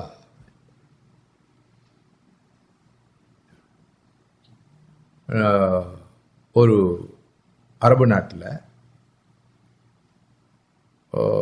ஒரு நேர தொழுகை, அந்த தொழுகையை தொடர்ந்து ஒரு முசல்லி வடமையாக தொழக்கூடியவர் போய் இமாம்கிட்ட கேட்குறாரு, எனக்கு ஒரே ஓதுறதுக்கு ஒரு திக்கரை சொல்லித்தாங்கன்னு. இமாம் முகத்தை பார்த்துட்டு, என்னடா இது தொழுது முடிச்ச கையோட வந்து கேட்குறாரு, நான் தொடர்ந்து ஓதி வாரதுக்கு ஒரு திக்கரை சொல்லுங்கன்ட்டு அவர் ஒரு திக்கரை சொல்கிறாரு. நான் திக்கர் மறந்துட்டேன் என்னான்ட்டு சொல்லி கொடுக்குறாரு. அவர் அதை சொல்லிக்கொண்டே போகிறாரு. சொன்ன உடனே அவர் மனசுக்கு வந்துட்டு, இதை நான் ஓதணும், ஓதி ஓதி ஓதி போய் திடீர்னு 1 or 2 days அவருக்கு ஸ்ட்ரோக் வந்துட்டு. இவர் அந்த திக்கரை சொல்கிற மாத்திரமல்ல, யாரை சந்திக்கிறாரோ அவரிடம் சொல்லுவார், இந்த திக்கர் ஓதிவாங்கன்னு சொல்லுவார். அவருடைய பழக்கம். ஸ்ட்ரோக் வந்து அவர் கோமாவுக்கு போயிட்டார், பல மாதங்கள் கோமால. இப்படி இருக்கும்போது அல்லாஹ்வுடைய நாட்டப்படி அவருக்கு நினைவு திரும்புது, வளமைக்கு திரும்புறார். திரும்பும் போது அந்த திரும்புற கணப்பொழுதுல அந்த திக்கரை சொல்லி கொண்டு தானா திரும்பினார். சுப்ஹானல்லாஹ் பிஹம்தி சுப்ஹானல்லாஹ் அஸீம் தான் நான் நினைக்கிறேன். இல்ல, இப்ப இது அண்மையில நடந்த சம்பவம் நான் சொல்றேன். அது அப்படியே சுப்ஹானல்லாஹ். அவர் அதை சொல்லிக்கொண்டு தான் எழும்பி சொல்றாராம், எல்லாரும் இதை சொல்லுங்கன்னு சொல்லி. பாருங்க, ஒரு மனிதன் எந்த நிலையில் மரணிக்கிறானோ அந்த நிலை தான் மறுமையில் எழுப்பாட்டப்படுவான். ஒருவன் தொழுது கொண்டு இருக்கும் போது மரணிக்கிறானா, அல்லாஹ்வுடைய பாதையில ஷஹீதாக்கப்பட்டு மரணிக்கிறானா, அல்லது நல்ல ஒரு விஷயத்தை பேசி கொண்டிருக்கும் போது மரணிக்கிறானா, நல்ல ஒரு விஷயத்தை சிந்தித்து கொண்டிருக்கும் போது மரணிக்கிறானா, அந்த நிலை தான் நாலு மறுமையில் எழுப்பாட்டப்படுவான். அதே போல மறுபக்கம் ஒரு மோசமான நிலையில அவன் மரணித்தால் அதே நிலை தான் எழுப்பாட்டப்படுவான் தெளிவாக சொல்லப்பட்டிருக்கு இல்லையா? பாருங்க, இந்த மனிதன் ஒரு தற்காலிக மரணம் தானே. அப்போ கண் விழிக்கும் போதே அவர் கடைசியா எதை சொல்லி கொண்டிருந்தாரோ செஞ்சு கொண்டு அதை விட விரும்புறாரு.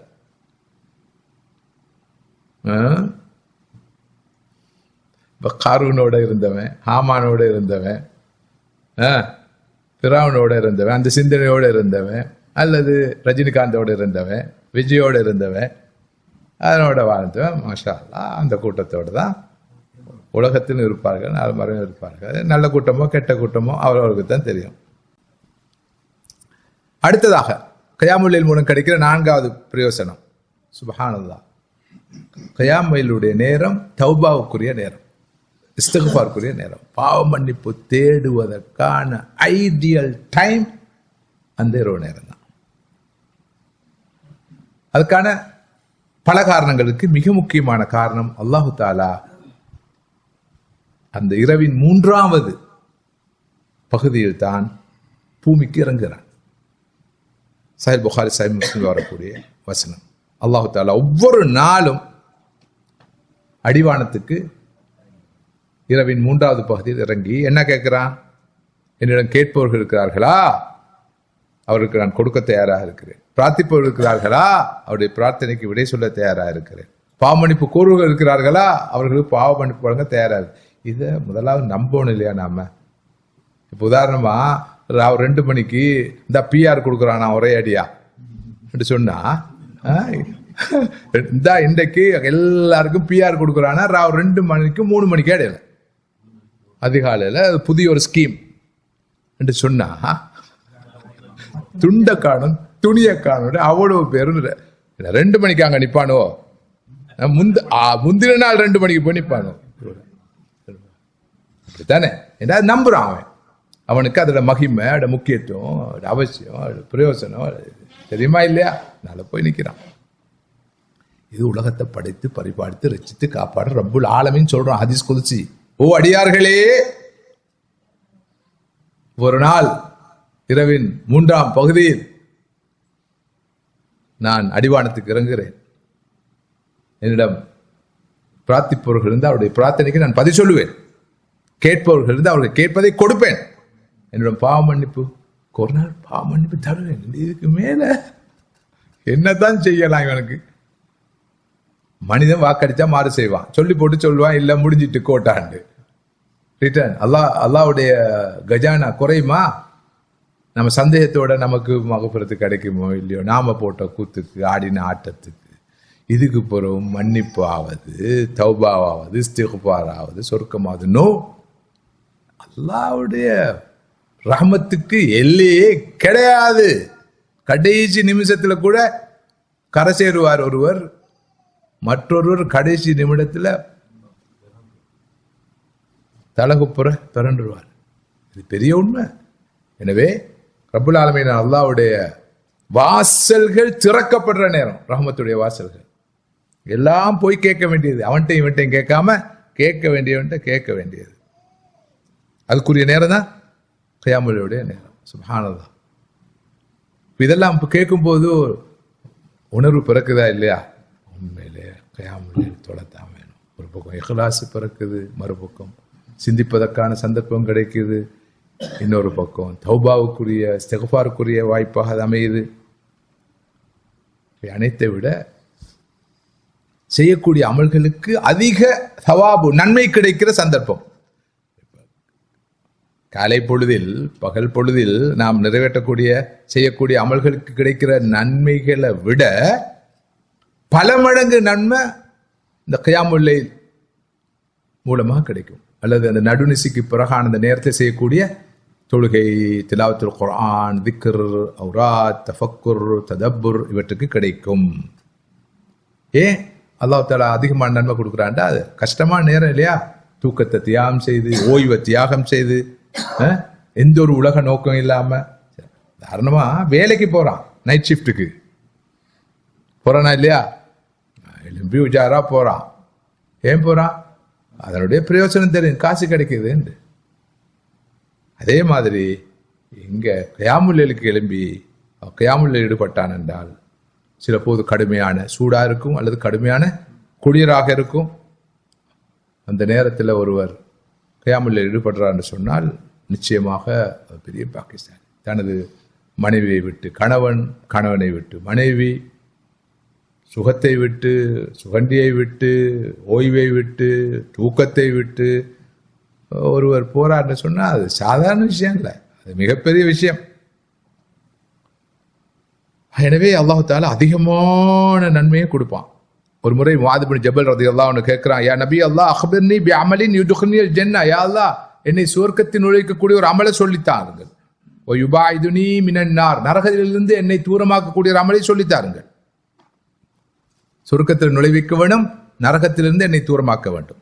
ஸல்லல்லாஹு அலைஹி சொன்னார்கள், ஸலாத்து ரஜுல் ஃபி ஜௌஃபில் லைல், நடுநிசியில் ஒரு மனிதன் தொழும் தொழுகையானது அவனை சுவனத்தில் நுழைவிக்கும், நரகிலிருந்து தூரமாக்கும் என்று சொல்லிவிட்டு சூரத் சஜ்தாவில் வருகின்ற 16ஆம் 17ஆம் ஆயத்துக்களை ஓதி காண்பித்தார். தத்தஜாஃபா ஜுனூபுஹும் அனில் மதாஜி யதுஊன ரப்பஹும் ஹௌஃபன் வ தமஆ வ மிம்மா ரஸக்னாஹும் யுன்ஃபிகூன் வலா தஅலமு நஃப்சும் மா உக்ஃபிய லஹும் மின் குர்ரத்தி அயுன் ஜஸாஅன் பிமா கானூ யஅமலூன். அவர்கள் தங்களது விலாக்களை உயர்த்தி, அதாவது கண் விழித்து எழும்பி அல்லாஹ்வுடைய தண்டனை நினைத்து பயந்தும் அவனது அருளை நினைத்து ஆசை வைத்தும் அவனிடம் கையேந்துவார்கள், நாம் கொடுத்தவற்றிலிருந்து செலவு செய்வார்கள். அல்லாஹ் நல்லமல் செய்து கொண்டிருப்பவர்களுக்கு எத்தகைய கூலிகளை எல்லாம் வைத்திருக்கிறான், கண்குளிர்ச்சியாக வைத்திருக்கிறான் என்பதை, மறைத்து வைத்திருக்கிறான் என்பதை பல மனிதர்கள் அறிய மாட்டார்கள் என்ற வகையில் சொல்லலாம். சரி, 6வது, கியாமுல் லைல் ஈடுபடுபவர்கள் சுவனவாதிகளின் அடிப்படையான பண்பை பெற்றவர்கள். சூரா சஜ்தாவிலே நான் ஏற்கனவே ஓதி காண்பித்த அந்த வசனத்திலே அல்லாஹ் சொல்கிறான், அதாவது கியாமுல் ஈடுபடுபவர்கள் சுவனவாதிகளின் பண்பை பெற்றவர்கள். சுவனவாதிகளுடைய பண்புகளில் ஒன்றுதான் கியாமுல் லைல் தொழுவது. எனவே அந்த வகையில் விழித்திருப்பதன் நோக்கம் வெறுமனே விழித்திருப்பதல்ல. வெறுமனே விழித்திருப்பதால் ஒருவர் ஆன்மீக மேம்பாட்டை தஸ்கியத்துன் நஃப்ஸை அடைய மாட்டார், கல்புன் சலீமை நோக்கி பயணிக்க மாட்டார். விழித்திருப்பது நோக்கம் கியாமுல் லைல். கியாமுல் லைல் என்று சொல்கிற போது அடிப்படையாக நின்று வணங்குவது, அது போக அது சார்ந்த திலாவத்துல் குர்ஆன், ததப்புல் குர்ஆன், தஃபக்குர், திக்ர், ஔராத் அடங்கலான எல்லா விஷயங்களும் கியாமுல் லைல் என்ற அந்த வட்டத்துக்குள் வரும். இரவில் நேர காலத்தோடு தூங்கி மிகவும் நேர காலத்தோடு கண் விழித்து ஒருவர் கியாமுல் ஈடுபடுகிற போது மிகப்பெரிய ஆன்மீக மேம்பாட்டை அடைவார். எனவே ஒரு பக்கம் பசித்திருத்தல், இன்னொரு பக்கம் விழித்திருத்தல். நான் நேற்று சொன்னது மாதிரி எல்லா மதங்களிலும் இந்த பசித்திருத்தல் விழித்திருத்தல் பற்றி பேசியிருக்கிறார்கள். ஆனால் நமது தீன் பசித்திருத்தல் மூலம் என்ன சொல்ல வருகிறது, விழித்திருத்தல் என்று சொல்றது மூலம் என்ன கருதுகிறது என்பதை சரியாக புரிந்து கொள்ள வேண்டும். எல்லாரும் இதைத்தானே சொல்றாங்க. நாமளும் போய் இமயமலை சாரலில் போய் குந்தி பசித்திருந்து விழித்திருந்து தனித்திருந்து மௌனம் காத்து ஆன்மீக மேம்பாட்டை அடையோன்னு சொன்னா அவர் அடைய போறது இல்லை. வகை கூட தான் அடையணும், வகையுடைய வழிகாட்டல் கூட தான் அடையணும். ஸோ 2 விஷயங்கள் பேசியிருக்கிறோம். இந்த 2 விஷயம் பேலன்ஸாக இருக்குது. அடுத்ததாக தனித்திருத்தல், அடுத்ததாக மௌனம் காத்தல், பேணுதல். அது பற்றி சற்று விரிவாக கலந்துரையாட வேண்டும் இன்ஷா அல்லாஹ். இப்போது உங்களுக்கான இடைவேளை தரப்படுகிறது. ஒரு 10 நிமிடங்களுக்கு பிரேக். அதனைத் தொடர்ந்து இன்ஷா அல்லாஹ் அடுத்த பகுதியை நம்ம கலந்துரையாடலாம். அஸ்ஸலாமு அலைக்கும் நஹ்மதுஹு வ நுஸல்லி அலா ரசூல் கரீம். அஸ்ஸலாமு அலைக்கும் வரஹ்மத்துல்லாஹி வ பரகாத்துஹு.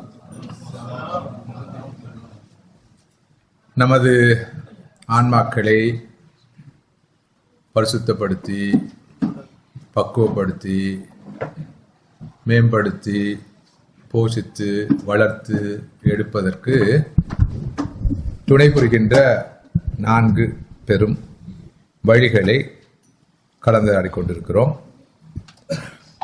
2 வழிகளை ஓரளவு பார்த்து முடித்திருக்கிறோம். பசித்திருத்தல், விழித்திருத்தல். இப்போது 3வது வழிமுறையை கலந்துரையாடுவோம். தனித்திருப்பது. உண்மையில் மனிதன் என்பவன் ஒரு சமூக பிராணி, சோஷியல் அனிமல் என்று சொல்வார்கள். ஆனால் அவன் சமூக பிராணியாக இருந்தாலும், பிறருடைய தேவையுள்ளவனாக இருந்தாலும், பிறர் தயவில் வாழ்பவனாக இருந்தாலும், பிறருடைய உதவி இல்லாமல் ஒத்துழைப்பு இல்லாமல் அவனால் வாழ முடியாது என்றிருந்தாலும், அவனது ஆன்மாவுடைய மேம்பாட்டுக்கு அவனுக்கு தனிமை தேவைப்படுகிறது. முழுமையாக மொத்தமாக தனிமையை நாடுவது வரவேற்கத்தக்கதல்ல. ஆனால் கண்டிப்பாக கட்டாயமாக அவ்வப்போது ஒவ்வொரு ஆணும் பெண்ணும் தனிமையை நாட வேண்டும், தேட வேண்டும். தனிமையை அனுஷ்டிக்க வேண்டும் என்று சொன்னாலும் வெளியாக மாட்டாது. அனுஷ்டித்தல் என்ற வார்த்தை ரொம்ப பொருத்தமாக நினைக்கிறேன். எதற்காக தனிமை என்ற கேள்வி எழுப்பப்பட வேண்டும். எதற்காக விழித்திருத்தல் என்ற கேள்விக்கு நம்ம பதில் சொன்னோம். நோக்கம் கியாமுல் லைல், வணக்க வழிபாடுகள், அமளிபாத்துகள், நற்காரியங்கள் ஈடுபடுவது. அதே போல எதற்காக தனிமையை கை கொள்ள வேண்டும் என்றால் அதுக்கு பின்னால் ஒரு நோக்கம் இருக்குது. வெறுமனே தனித்திருத்தலால் எந்த புண்ணியம் இல்லை. நிறைய பேர் இருக்கிறாங்க அந்திம காலத்தில் மனைவி இல்லாத நிலையில், கணவன் இல்லாத நிலையில், பிள்ளைகள் இல்லாத நிலையில் தனிச்சிருக்கிறது. அந்த தனித்திருத்தலை பற்றி நம்ம பேசல. இது வாழ்ந்து கொண்டே, வாழ்வாங்கு வாழ்ந்து கொண்டே, வாழ்க்கை போராட்டத்தில் ஈடுபட்டு கொண்டே, வாழ்க்கை பயணத்தில் ஈடுபட்டு கொண்டே ஒருவர் தனிமையை நாட வேண்டும், தேட வேண்டும். அந்த தனிமையில் அவர் சில காரியங்கள் பண்ண வேண்டும், செய்ய வேண்டும். இப்னு அத்தாவுல்லா ஸக்கந்தரி ரஹ்மத்துல்லாஹி அவர்கள் ஏற்கனவே சில ஆண்டுகளுக்கு முன்னால் இப்னு அத்தாவுல்லா ஸக்கந்தரி ரஹ்மத்துல்லாஹி அவர்களுடைய அல் ஹிகம், வேர்ட்ஸ் ஆஃப் விஸ்டம், அவர்களுடைய தத்துவ வித்துக்களை, தத்துவ கருத்துக்களை, அவற்றில் சில முக்கியமான தத்துவங்களை தெரிவு செய்து ஒரு தொடர் காலை வகுப்பிலே நாம் கலந்துரையாடி இருக்கோம். அதில் கலந்து கொண்டவங்க இப்னு அத்தாவுல்லா ஸக்கந்தரி அவர்களுடைய 2 பேர், மாஷா அல்லாஹ், அபீத் அலியும் பங்கேற்றிருக்கிறார். பெரிய விஷயம். ஓகே, ஆமாம் பார்ப்பாங்க. குட். பாருங்க, இப்னு அத்தாஇல்லா ஸகந்தரி ரஹிமஹுல்லாஹ் மிக பிரபலமான ஒரு ஆன்மீக மேதை அறிஞர். நமது ஆன்மீக வாழ்க்கைக்கு தேவையான நிறைய வழிகாட்டல்களை தந்தவர்கள். அவர்களுடைய உலக புகழ் பெற்ற ஒரு புத்தகம் தான் இந்த வேர்ட்ஸ் ஆஃப் விஸ்டம் என்ற புத்தகம். 40க்கும் மேற்பட்ட விளக்க உரைகள் இருக்கின்றன அவருடைய கூற்றுகளுக்கு. அவர் சொல்கிறார், இந்த ஹல்வத் என்று வழங்கப்படுகின்ற தனிமையை பற்றி, அல்லாஹ் பற்றிய ஒரு சிந்தனையோடு கூடிய ஒரு தனிமைப்படுதலை போல உள்ளத்துக்கு பயனளிக்கும் மற்றொன்று இல்லை. ஒரு தனிமையில் இருந்து, ஏகாந்தமாக இருந்து, யாரும் இல்லாத நிலையில் அல்லாஹ் பற்றிய சிந்தனையில் இருக்கிறார், அவனுடைய திக்ரில் இருக்கிறார், ஃபிக்ரில் இருக்கிறார், ஷுக்குரில் இருக்கிறார் என்று சொன்னால், அதனால் அவருக்கு கிடைக்கிற அந்த ஆன்மீக பிரயோசனம் இருக்குதே, ஆன்மீக அப்லிஃப்ட்மெண்ட் இருக்குதே, அதை போல வேற எதாலும் கிடைக்காது என்று சொல்றார்.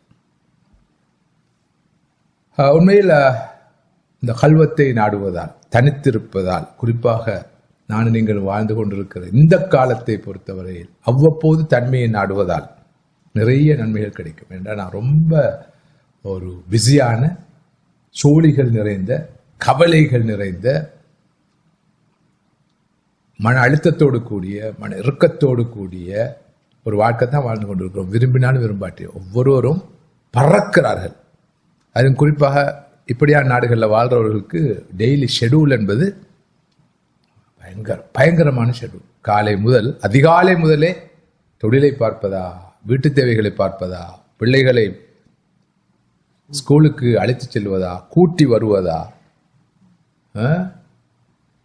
டாக்டருடைய அப்பாயின்மெண்ட்டுக்கு போவதா, ஹாஸ்பிட்டலுக்கு போவதா, விருந்தாளிகள் வந்தா கவனிப்பதா, சுகதுக்கங்களில் கலந்து கொள்வதா, எல்லாமே பிரச்சனை. இதோட நாட்டுக்கு போகணும்னு சொன்னா அதுக்கு தயாராகிற பிரச்சனை, மார்க்கெட்டிங், ஷாப்பிங், எத்தனை எல்லோரும் ரொம்ப பிஸியாக தான் இருக்கிறாங்க. அல்லாஹ்வுடைய அழைப்பு வரும் வரைக்கும் வெரி வெரி பிஸி ஷெட்யூலில் தான் எல்லாரும் ஓடுறாங்க.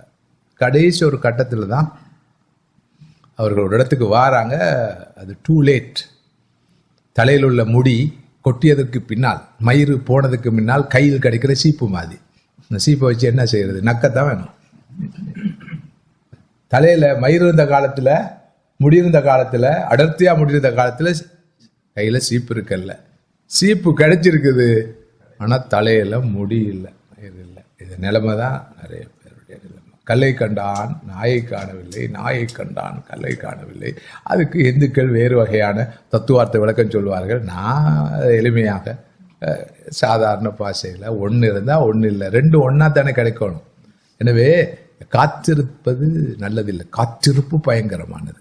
நாளை நாளை மறுநாள், நவ் ஹிய, நேற்று சொன்ன செக்யூரிசம் இருக்குது இல்லையா, அதுலேயும் நமக்கு தேவைப்படுது. நமது ஆன்மீகத்துக்கு நவ் ஹிய, நவ் ஹிய, இப்போது, இன்று என்ன செய்ய வேணும்ன்றது தான் முக்கியமானது. எனவே தனித்திருத்தல் மூலமாக கிடைக்கிற ஆன்மீக பயன்கள் கொஞ்சம் இருக்குது. நான் சொல்றேன், சொன்னா அந்த தனித்திருத்தோட முக்கியத்துவம், கல்வத்துடைய சிறப்பை நம்ம புரிந்து கொள்ளலாம். ஓகே, யார் அல்லாஹ் தனது உள்ளத்தை திறந்து விட வேண்டும், தனக்கு அறிவு ஞானம் கிடைக்க வேண்டும் என்று விரும்புகிறாரோ, அவர் உணவை குறைத்து, அறிவியினர்களுடனான உறவை துண்டித்து, தனிமையை கை கொள்ளட்டும். இமாம் ஷாஃபி ரஹ்மத்துல்லாஹுடைய வழிகாட்டல். யார் தன்னுடைய உள்ளம் திறந்து விடப்பட வேண்டும், தனக்கு அறிவு ஞானம் கிடைக்க வேண்டும், நல்ல தெளிவு கிடைக்க வேண்டும் என்று விரும்புகிறாரோ, அவர் உணவை குறைக்க வேண்டும், அறிவியினர்களுடனான உறவை துண்டிக்க வேண்டும், தனிமையை கை கொள்ள வேண்டும். இது இமாம் ஷாஃபியுடைய கருத்து. இமாம் கஸாலி ரஹ்மத்துல்லாஹி அவர்கள் சொல்வதை கேளுங்கள். கண், காது, நாவு முதலான புலன்களை கட்டுப்படுத்தும் போதே உள்ளம் சீர்வர முடியும்.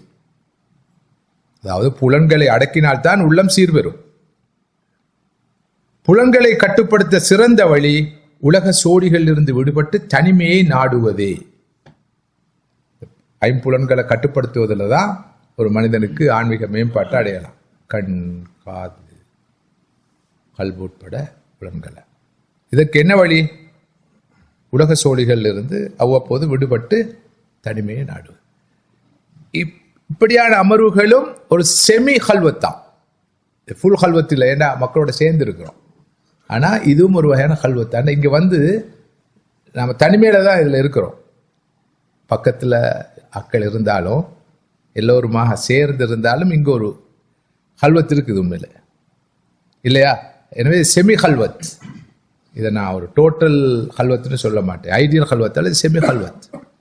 இப்படி வந்து இருந்தால் என்ன நடக்குது? நமது புலங்கள் எல்லாம் இந்த உலக சோழிகள்ல இருந்து விடுபட்டு இங்கு குவிக்கப்படுது. இது மிகப்பெரிய ஒரு ஆன்மீக பூஸ்டை கண்டிப்பாக கட்டாயமாக நமக்கு தரும். ஸோ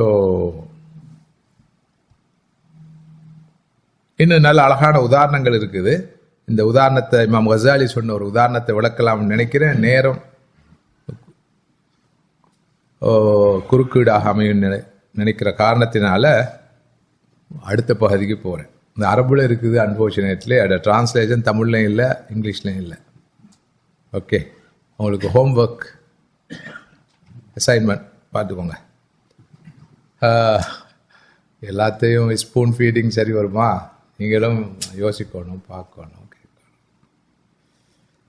ஹல்வத்தினால், தனித்திருப்பதனால் விளைகின்ற நன்மைகளை பற்றி அபுல் ஹசன் அலி அஷாதுலி ரஹிமுல்லா அவர்கள் அழகாக அற்புதமாக விளக்கியிருக்கிறார்கள். அடிக்கடி நாம் ஹல்வத்தை நாடணும், தனிமையை நாடணும். மஸ்ஜிதுக்கு வந்து இருக்கிறது ஹல்வத்தான், வீட்டில் தொழுகை அறையில் இருக்கிறது ஹல்வத்தான், எங்கேயாவது ஒரு பயணம் போய் இருக்கிறது ஹல்வத். இப்போ நம்ம ஒரு சகோதரர் இருக்கிறாரு, அவர் நம்ம இங்கே ஜல்வத்துக்கு வருவார். ஜல்வத்துண்டா ஹல்வத்துக்கு எதிர்த்து சொல். நம்ம ஜல்வத்து வருவார், பிறகு ஹல்வத் போயிடுவார். இப்போ பெரும்பாலும் அடுத்த வாரம் அவர் ஹல்வத் போவார். அவர் அங்கே அந்த பக்கம் இருக்கார்.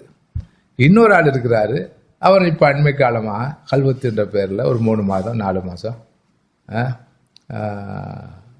அப்படி வனவாசம் போவதாக சொல்லப்படுவதாக நம்பப்படுகிறது. நல்லது.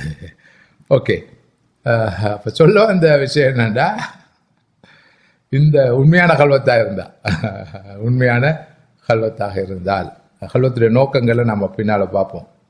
அப்போதுதான் இது கல்வத்தா இல்லையா அது தெரிய வரும்.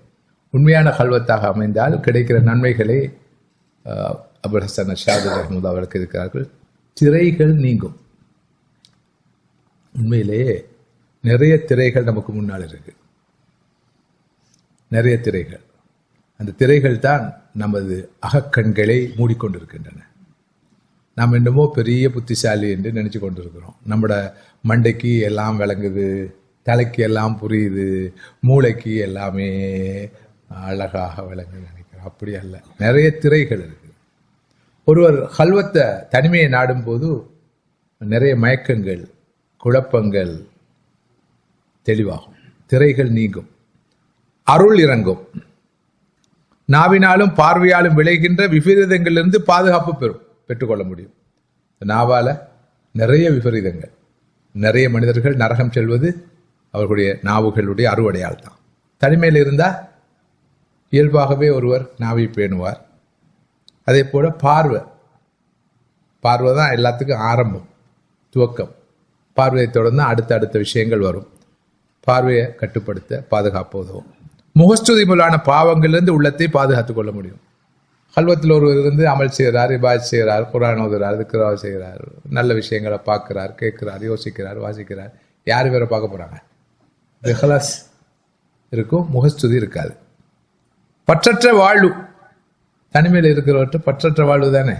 குடும்பத்தை விட்டு, மனைவியை விட்டு, அல்லது கணவனை விட்டு, தொழிலை விட்டு, உழைப்பை விட்டு, சம்பாதத்தை விட்டு அவர் ஹல்வத்தில் இருக்கிறார். அது இயல்பிலே அவருக்கு ஜுஹுத், இந்த அட்டாச்மெண்ட் குறையும். அப்போ ஆன்மீக வாழ்க்கைக்கு அவ்வப்போது இந்த ஜுஹுது என்ற பற்றற்ற வாழ்க்கை தேவைப்படுது. அடுத்ததாக, உள்ளதை கொண்டு திருப்தி அடையும் பக்குவம் கிடைக்கும். ஹல்வத்தில் உள்ளவருக்கு இருப்பதை கொண்டு, உள்ளதை கொண்டு திருப்தி அடையும் பக்குவம் கிடைக்கும். கெட்டவர்களின் சகவாசத்தை தவிர்ப்பதற்கான சந்தர்ப்பம் கிடைக்கும். ஹல்வத்தில் இருக்கிறாரு, கெட்டவர்களுடைய சகவாசம் தான் நிறைய பேர் ஆன்மீக வாழ்க்கையை குட்டிச்சுவராக்குறது. கெட்ட ஆண்களுடைய சகவாசம், கெட்ட பெண்களுடைய சகவாசம். எனவே தனிமையில் இருப்பவருக்கு கெட்ட நண்பர்களின் சகவாசம் கிடைக்காது. எனவே அவர் ஒரு நல்ல ஆரோக்கியமான நிலையில் இருப்பார். சரி, அடுத்ததாக வணக்க வழிபாடுகளில் திக்ரில் தன்னை முழுமையாக ஈடுபடுத்திக் கொள்வதற்கான வாய்ப்பு கிடைக்கும். கல்வத்துடைய நோக்கம் அதுதான். தூங்குறது, படுன்னு படுக்கிறது, தின்னு தின்றது, கேட்டா கல்வத்தில் இருக்கேன்னு சொல்றது இல்லை. அவர் கல்வத்தில் இருந்து திக்ரில் இருப்பார், ஃபிக்ரில் இருப்பார், ஷுக்குரில் இருப்பார், இபாதத்துகளில் இருப்பார். அதுக்கான வாய்ப்பு கிடைக்குது. வாழ்க்கை போராட்டத்தில் இருக்கும்போது அதுக்கான சந்தர்ப்பம் குறைவு. இபாதத்துகள் இன்பத்தை அனுபவிக்கும் சந்தர்ப்பத்தை பெறுவார். இப்போ இங்கெல்லாம் பாருங்க, அவசரமாக தான் தொழுதுட்டு போகணும், ஓடணும். சோழி, வேலை, பொறுப்பு, தலையில் 1000 யோசனைகள். எனவே இபாதத்துகளில் அவ்வளோ ஈடுபாடு வராது, இன்பத்தை அனுபவிக்க முடியாது. ஆண்களும் சரி, பெண்களும் சரி. வேலை,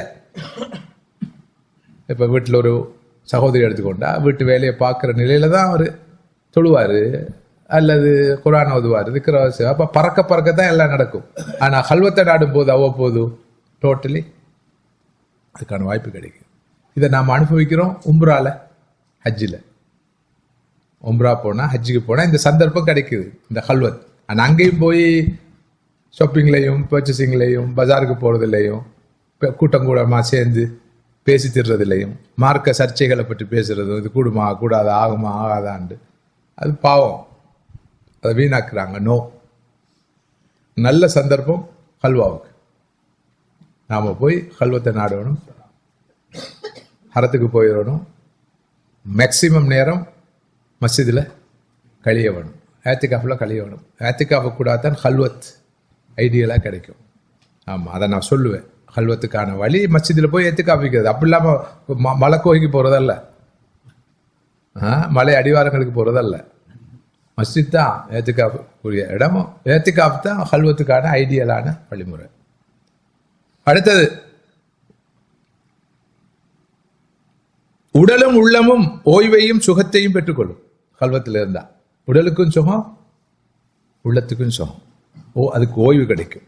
வீணான சர்ச்சைகளிலிருந்தும் தீங்குகளிலிருந்தும் உள்ளம் பாதுகாப்பு பெறும். நாம சமூகத்தோடு இருக்கும்போது, மக்களோடு இருக்கும்போது வீணான சர்ச்சைகள், வீணான கதைகள் எல்லாம் வரும். அதுல இருந்து தப்பிக்கொள்ளலாம். சிந்திக்கிற சந்தர்ப்பம் கிடைக்கும், படிப்பினை பெறும் சந்தர்ப்பம் கிடைக்கும். இவ்வாறு கல்வத்தினால் விளையும் நன்மைகளை அடுக்கிக் கொண்டு போகிறார்கள். யாரு? என்ன பேச்சும் இல்லை, மூச்சும் இல்லை, எல்லாரும் எங்கேயோ போயிட்டீங்க. யார் இதெல்லாம் சொல்றது? நோ, இல்லை.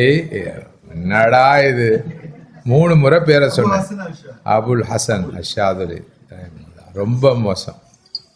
இது என்ன மந்தம் தான். ஒரு ரோலுக்கு 2 ரோலை விழுங்கி,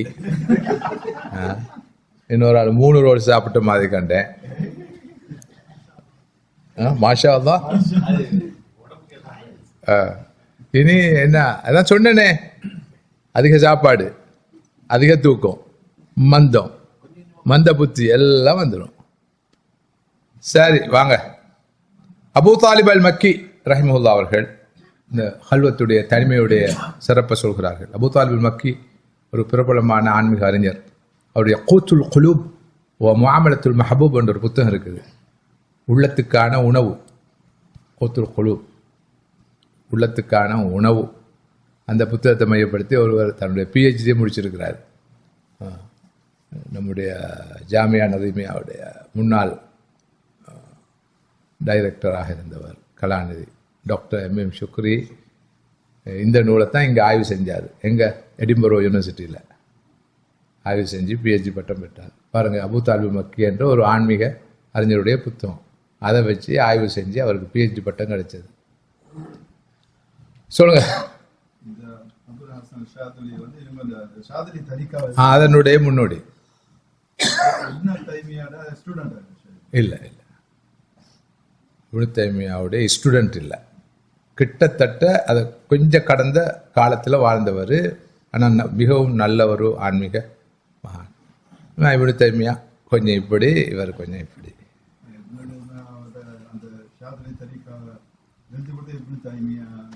ஐ டோன்ட் நோ, அவருடைய மாணவர் அல்ல. இமாம் இப்னு கையம் இப்னு தைமியோட மாணவர், இப்னு கதீர் இப்னு தைமியோட, இமாம் அத்ஹபி இப்னு தைமியோடைய மாணவர்கள். இவர் இப்னு தைமியோடைய மாணவராக இருக்கல்ல. சிந்தனைகள்லேயும் நியாயமான வேறுபாடுகள் இருக்குது. அபூ தாலிபுல் மக்கி சொல்கிறார், உண்மையான இன்பம், உண்மையான உற்சாகம், சுறுசுறுப்பு, பலம் ஆகியன ஹல்வத்தினால் கிடைக்கும் பயன்களாகும். ஒருவர் அடிக்கடி ஹல்வத்தை நாடினால் அதன் மூலமாக அவருக்கு உண்மையான இன்பம் கிடைக்கும், உற்சாகம் பிறக்கும், சுறுசுறுப்பு உண்டாகும், பலம் உண்டாகும். நாங்கள் ப்ராக்டிக்கலி ஓரளவு பார்க்குறோம் இல்லையா? நம்மளோட வலிமையான ரூட்டீன்லேருந்து விடுபட்டு தனிமையில் ஒரு பயணம் போனாவே என்னமோ ஒரு, அதுக்காக தான் நிறைய பேர் பயணம் போகிறது, நிறைய பேர். ஆனால் பயணம் போகணும், போகக்கூடியவர்களோட தான் போகணும். அப்படி இல்லாட்டி அந்த இது கெட்டு போயிடும். உண்மையான இன்பம், உற்சாகம், சுறுசுறுப்பு, பலமாகிய கல்வத்தினால் கிடைக்கும். நாம் எதிர்பார்க்கிற கல்வத்தாக இருந்தால், அந்த இஸ்லாம் வலியுறுத்துகிற கல்வத்தாக இருந்தால் முழுமையான பிரயோசனத்தை பெற்றுக்கொள்ளலாம். ஜுனைதுல் பக்தாதி ரஹிமுல்லா அவர்களை கேள்விப்பட்டிருப்பீர்கள். அதாவது ஷேഖு சூஃபியா என்று அவர்களை சொல்வார்கள். தான் அடைந்துள்ள ஆரோக்கியமான ஆன்மீக நிலைக்கு தனது 30 ஆண்டு கால கல்வத்தே காரணம். அதாவது சூஃபி மகான்களின் தலைவர் என்று வர்ணிக்கப்படுவோர் ஜுனைதுல் பக்தாதி. அவர் ஒரு சந்தர்ப்பத்தில் சொன்னார், நான் அடைந்திருக்கிற இந்த ஆரோக்கியமான ஆன்மீக நிலைக்கு, தரஜாவுக்கு தனது 30 ஆண்டு கால கல்வத்து தான் காரணம். இஅ்திகாஃபுடைய அடிப்படையான நோக்கமே இந்த கல்வத்தை நாடுவதால். ரமதானில் கடைசி 10 உள்ள இஅ்திகாஃப், பள்ளிவாசலில் வந்து இஅ்திகாஃப், நவைத்துடைய இஅ்திகாஃப் இல்லாஹி தஆலான்னு இருக்கிறது, ஹரத்தில் போய் இஅ்திகாஃப் இருக்கிறது, மக்கால மதீனால இஅ்திகாஃப் இருக்கிறது. பெண்கள் தனது வீட்டிலேயே இஅ்திகாஃபுக்குள்ள ஒரு ஒழுங்கை செய்து கொள்வது, இதனுடைய நோக்கம் ஹல்வா. அந்த கல்வத்தை தொடர்ந்து அந்த கல்வத்தை பயன்படுத்துறது. இந்த கல்வத்தில் இருப்பவர் கண்டிப்பாக நிறைய நற்கர்மங்கள் ஈடுபடுவார், அமல்களில் ஈடுபடுவார், விபாதத்தில் ஈடுபடுவார். உண்மையில் கல்வத்தில் இருக்கிற நிலை தூங்கினாலும் அது பிரயோசனம் தான், சாப்பிட்டாலும் அது பிரயோசனம் தான். எல்லாமே அவருடைய ஆன்மீக மேம்பாட்டுக்கு கண்டிப்பாக உதவும். இப்போ இந்த வகையில் அல்லாஹ்வுக்காக கல்வத்தை, தனிமையை நாடுவதனால் கிடைக்கும் நன்மைகள் சிலவற்றை நான் சொல்றேன். முதலாவது அல் உன்சு பிதிக்ரில்லா, மனிதர்களுடனான சகவாசம் குறைந்து அல்லாஹ்வுடைய நினைவில் ஒருவர் இன்பம் பெறும் நிலைமை வரும். அவர் தனிமையில் இல்லை, உண்மையிலே கல்வத்தில் இருக்கவர். மனிதர்களுக்கு முன்னால் தனிமையில் இருப்பார், ஆனால் அவர் தனிமையில் இருக்கும்போது அல்லாஹ்வோடு இருப்பார். ஆனால் மனிதர்களோடு இருக்கும்போது அல்லாஹ்வோடு இருக்கிற சந்தர்ப்பம் அவருக்கு கிடைக்காது. தனிமைக்கு போனால் மனிதரோடு இல்லை, ஹல்களோடு இல்லை, அவர் ஹாலிக்கோடு இருப்பார். இரண்டாவது, தஸ்கியத்து நஃப்ஸுக்கான வாய்ப்பு கிடைக்கும்.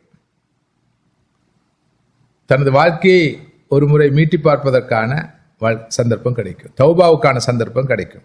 அல்லாஹ்வுடைய மன்னிப்பை, நன்மையை, தவாபை, அன்பை, அருளை, கிருபையை பெற்றுக்கொள்வதற்கான சந்தர்ப்பம் கிடைக்கும். முக்கியமாக கல்வத்தில் கிடைக்கக்கூடிய மிகப்பெரிய ஒரு பிரயோசனம் தான் அல்லாஹ்வுடைய திக்ரிலே, நினைவிலே சுகம் காணும் சந்தர்ப்பம் கிடைக்கும். ஒருவரிடம் கேட்கப்பட்டது, அவர் தனிமையிலிருந்து அல்லாஹ்வை திக்ர் செய்து கொண்டு இருந்தார், அல்லாஹ்வோடு உரையாடி கொண்டு இருந்தார், உறவாடி கொண்டு இருந்தார். உங்களுக்கு தனிமை வாட்டவில்லையா என்று கேட்கப்பட்டது. என்ன தனிமையில் எவ்வளவு நாளைக்கு இப்படி இருக்க போறீங்க, உங்களுக்கு தனிமை வாட்டவில்லையா? அவர் சொன்னார், அல்லாஹ்வோடு இருப்பவனுக்கு தனிமை என்று ஒன்று இருக்குமா? தனிமை உணர்வு ஒன்று பிறக்குமா? அல்லாஹ்வை நினைவு கூறுவதில் அடையும் இன்பத்தை போல வேறு யாரை, எவரை, எதை நினைவு கூறுவதால் ஒரு மனிதன் இன்பத்தை பெற முடியும் என்று பதில் சொன்னார். அல்லாஹ்வோடு இருக்கக்கூடிய வாய்ப்பு கல்வத்தில் இருக்கும்போது கிடைக்குது. ஒரு ஹதீஸ் குர்சி இருக்கிறது அல்லவா, அல்லாஹ் சொல்கிறான், எனது அடியான் என்னை எப்படி நினைக்கிறானோ நான் அப்படி இருப்பேன். அவன் என்னை நினைத்தால் அவனை நான் நினைப்பேன். அவன் தன்னுள் என்னை நினைத்தால் நான் அவனை என்னுள் நினைப்பேன். அவன் ஒரு கூட்டத்தில் என்னை நினைத்தால் நான் அதைவிட சிறந்த மலக்குடைய கூட்டத்தில் அவனை நினைப்பேன். அவன் என்னை நோக்கி ஒரு அங்குலம் வந்தால் நான் அவனை நோக்கி ஒரு முழம் செல்வேன். அவன் ஒரு முழம் வந்தால் நான் அவனை நோக்கி அதை விட நீண்ட தூரம் செல்வேன், வருவேன். அவன் நடந்து வந்தால் நான் ஓடி செல்வேன். அற்புதமான ஒரு ஹதீஸ் இது. நாளை மறுமையிலும் அந்த 7 கூட்டம் அரசின் கீழ் நிழல் பெறும் 7 கூட்டத்தால் ஒரு கூட்டத்தார் யார்? தனிமையில் கல்வத்தில் இருந்து, யாரும் காணாத நில கல்வத்தில் இருந்து அல்லாவை நினைத்து அவனது வல்லமையை நினைத்து கண்ணீர் வடித்த கண்கள், அல்லாவை நினைச்சு கண்ணீர் வடித்த மனிதன் நாளை மறுமையில் கல்வத்தில் தான் இது நடக்கணும். 4 பேருக்கு முன்னால தேம்பி அழுகிறது இல்லை. தனிமையில் இருக்கும்போது ஒரு அல்லாவை நினைச்சு பயந்து கண்ணீர் வடித்து அழுகிறார். அப்படிப்பட்ட கண்களை கொண்ட மனிதன் நாளை மறுமையில் நிழலே இல்லாத அந்த நாளில் அரசின் கீழ் நிழல் பெறும் சந்தர்ப்பத்தை பெறுவார் என்று ஸல்லல்லாஹு அலைஹி வஸல்லம் சொல்லியிருக்கிறார். ஹதீஸ் எங்களுக்கு தெரியும். அதே மாதிரி கல்வத்துக்கு ஊடாக தனிமையை நாடுவதற்காக கிடைக்கிற மிக பெரிய ஒரு பாக்கியம் உள்ளம் தூய்மை அடைவது, உள்ளம் சீர் பெறுவது. நான் நேற்று ஒரு விஷயத்தை சொன்னேன், கேட்கலான்னு நினைக்கிறேன். உனது உள்ளத்தை 3 இடங்களில் பார், 3 இடங்களில் ஒரு உள்ளத்தை கவனி. அந்த 3 இடங்களில் உனது உள்ளம் எப்படி இருக்கிறது என்பதை பார். அதை வைத்து உனது நிலையை நீ மதிப்பீடு செய்யலாம். 3 இடங்களும்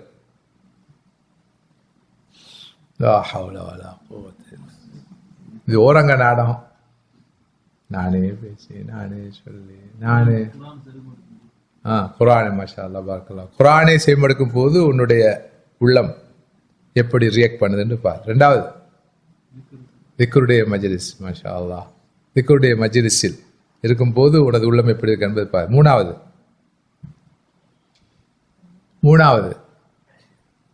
நீ தனிமையில் இருக்கும்போது, கல்வத்தில் தனிமையில் இருக்கும்போது உனது உள்ளம் எப்படி இருக்குது? யாருமே இல்லை பார்க்கறதுக்கு, கேட்கறதுக்கு யாருமே இல்லை, யாரும் உன்னை காண்றதில்லை, கண்டுகொள்றதில்லை. அந்த நேரம் நீ தனிமையில் இருக்கிறாய், உனது உள்ளம் எப்படி இருக்குதுன்னு பார். இந்த 3 இடங்கள்லையும் நீ ஆரோக்கியமாக இருந்தா உனது உள்ளம் மாஷா அல்லாஹ் கல்புன் சலீம். இல்லை என்றால் நான் சொன்னேன், அல்லாஹ்விடம் ஒரு கல்பை கேளு. உனக்கு பேசிக்கலி கல்வே இல்லை, முதலாவது கல்வி வேணும், அதுக்கு பிறகுதான் நீ எதிர்பார்க்கிற இந்த தன்மைகளை வளர்த்துக் கொள்ள வேண்டும். அடுத்ததாக கல்வத்தால் கிடைக்கிற அடுத்த மிக முக்கியமான நன்மை தான் சுய பரிசோதனைக்கான சந்தர்ப்பம், சுய விசாரணைக்கான சந்தர்ப்பம், தௌபாவுக்கான சந்தர்ப்பம். மனிதன் இந்த வாழ்க்கை சூழலில் இருக்கும் போது, பாவங்களோடு இருக்கிற போது முஹாசபாவுக்கான சுய விசாரணைக்கான சந்தர்ப்பம் அவனுக்கு இல்லை. நிறைய பேருக்கு அதுதான், இந்த ஓடி ஓடி ஓடி ரூட்டீனில் ஓடுறதுனால அவருக்கு சந்தர்ப்பம் இல்லை அமைதியாக இருந்து தன்னை பற்றி சிந்திக்கிறதுக்கு. கல்வத்து கிடைச்சா அந்த சந்தர்ப்பம் கிடைக்கும். இப்போ கியாமுல் லைலையும் கிடைக்குது, கல்வத் கிடைக்குதா இல்லையா? இஅ்திகாஃப்ல கிடைக்கிற மாதிரி இரவு நேரத்தில் கியாமுல் லைலையும் டெய்லி கல்வத் கிடைக்கும் ஒருவருக்கு. ஸோ கல்வத்தின் போது ஒருவருக்கு தன்னை சுய விசாரணை செய்து கொள்ளலாம், தௌபாவுக்கான சந்தர்ப்பம் அவருக்கு கிடைக்குது. அதை விட சுப்ஹானல்லாஹ் கல்வத்தில் ஒருவருக்கு தௌபா கிடைக்கும், மன்னிப்பு கிடைக்கும், நட்கூலி கிடைக்கும், அல்லாஹ்வுடைய அன்பு கிடைக்கும். இது பற்றி குர்ஆன் நிறையவே சொல்லுது. இன்னல்லாஹ் யுஹிப்பு அல் அப்தல் ஹஃபி, மறைந்து வாழும் தனித்து வாழும் அடியானை அல்லாஹ் விரும்புகிறான். ஏண்டா தனிமையில் இருந்து அல்லாஹ்வை வணங்கி வழிபட்டு கொண்டு வாழ்ற மனிதனாக அவன் இருப்பான். ஆனால் கல்வத்துக்கென்று தனிமையை நாடுபவர் கடைபிடிக்க வேண்டிய சில ஒழுங்குகள் இருக்குது, சில ஒழுங்குகள் இருக்கு, கண்டிப்பா பேணணும். ஒன்று, அவரிடம் உண்மையான தவக்குல் இருக்க வேண்டும். அந்த வாழ்க்கைக்கு தேவையான எல்லா ஒழுங்குகளையும் செய்துட்டு தான் கல்வத்து போகணும். நிறைய பேர் அப்படியே வச்சுட்டு ஓடிடுவாங்க. குடும்பத்துக்குள்ள தேவை, அவருக்குள்ள தேவை, எதையுமே பொருட்படுத்தாம நான் கல்வத்தில் போறேன், இல்லாட்டி தௌவத்தில் போறேன், அல்லாஹ்வுடைய பாதையில் போறேன் என்று போறது கல்வத்தில். சபபுகளை எடுத்துட்டு அல்லாஹ்விடம் பொறுப்பு சாட்ட வேண்டும். இது மிக முக்கியமானது. விதிவிலக்கு. அவருக்கு கல்யாணம் முடிக்க சந்தர்ப்பம் கிடைக்கல ஸ்ரீதேவி. அவர் காலமெல்லாம் சிற வாழ்க்கை வாழ்ந்தவர், குறைந்த வயசுல வஃபாத்தாவும் போனார். இனி எங்க கல்யாணம் முடிக்கிறது? அடுத்த வசனம் வருது, அவருக்கு சந்தர்ப்பம் கிடைக்கல.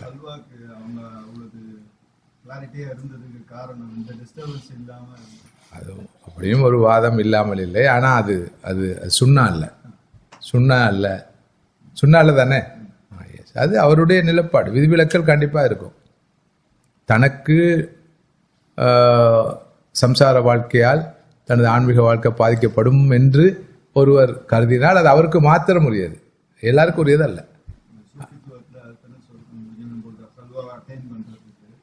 தனிமைப்படுத்திங்க உங்க family நோ நோ அதை பற்றி நான் சொல்கிறேன். இப்போ நில்லுங்க, நான் சொல்கிறேன். முதலாவது தவக்குல் உண்மையான தவக்குலாக இருக்கணும். அதாவது பௌதிக காரணிகளை கவனத்தில் கொண்டு சபபுகள் எடுத்து தான் தவக்குள் வைக்கணும். இது விரிவாக வழங்கப்படுத்தணும் அவசியம் இல்லை. கடந்த காலங்கள் விளங்கப்படுத்திருக்கிறோம். சபபெல்லாம் எடுத்து பிறகுதான் தவக்குள் வைக்கணும். சும்மா அப்படியே வச்சுட்டு தூக்கி வீசிட்டு நான் கல்வத்தில் போகிறேன், தவத்தில் போகிறேன், தர்பியாவில் போகிறேன், தஸ்கியாவில் போகிறேன்னு போகிறதுக்கு நமது மார்க்கத்தில் அனுமதி கிடையாது. எல்லா முன்னாயத்தங்கள், முன்னேற்பாடுகள், ஒழுங்குகள் எல்லாம் செய்யப்படணும். வாழ்வாதாரம் குடும்பத்துக்கு, தனக்கு, யார் பிறகு தேவையில் யாராவது போடுவாங்க சாப்பாடுன்னு கல்வத்தில் போகப்படாது. எனவே தவக்குல் என்பது இஸ்லாம் சொல்ற தவக்குலாக இருக்க வேண்டும். இரண்டாவது,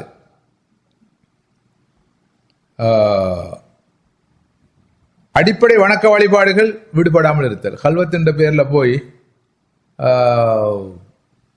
அவர் ஐங்கால தொழுகைகளை உரிய முறையில் தொழுகிறார் இல்லை, ஜமாத் தொழுகை விடுறார். கல்வத் என்ற பேர்ல ஜமாத் தொழுகை விடுறார். ஏனைய அடிப்படையான கடமைகளை விடுறாரு என்று சொன்னால் அது கல்வத்தில். நிறைய பேர் அப்படி பண்ணா இல்லையா? அடுத்ததாக,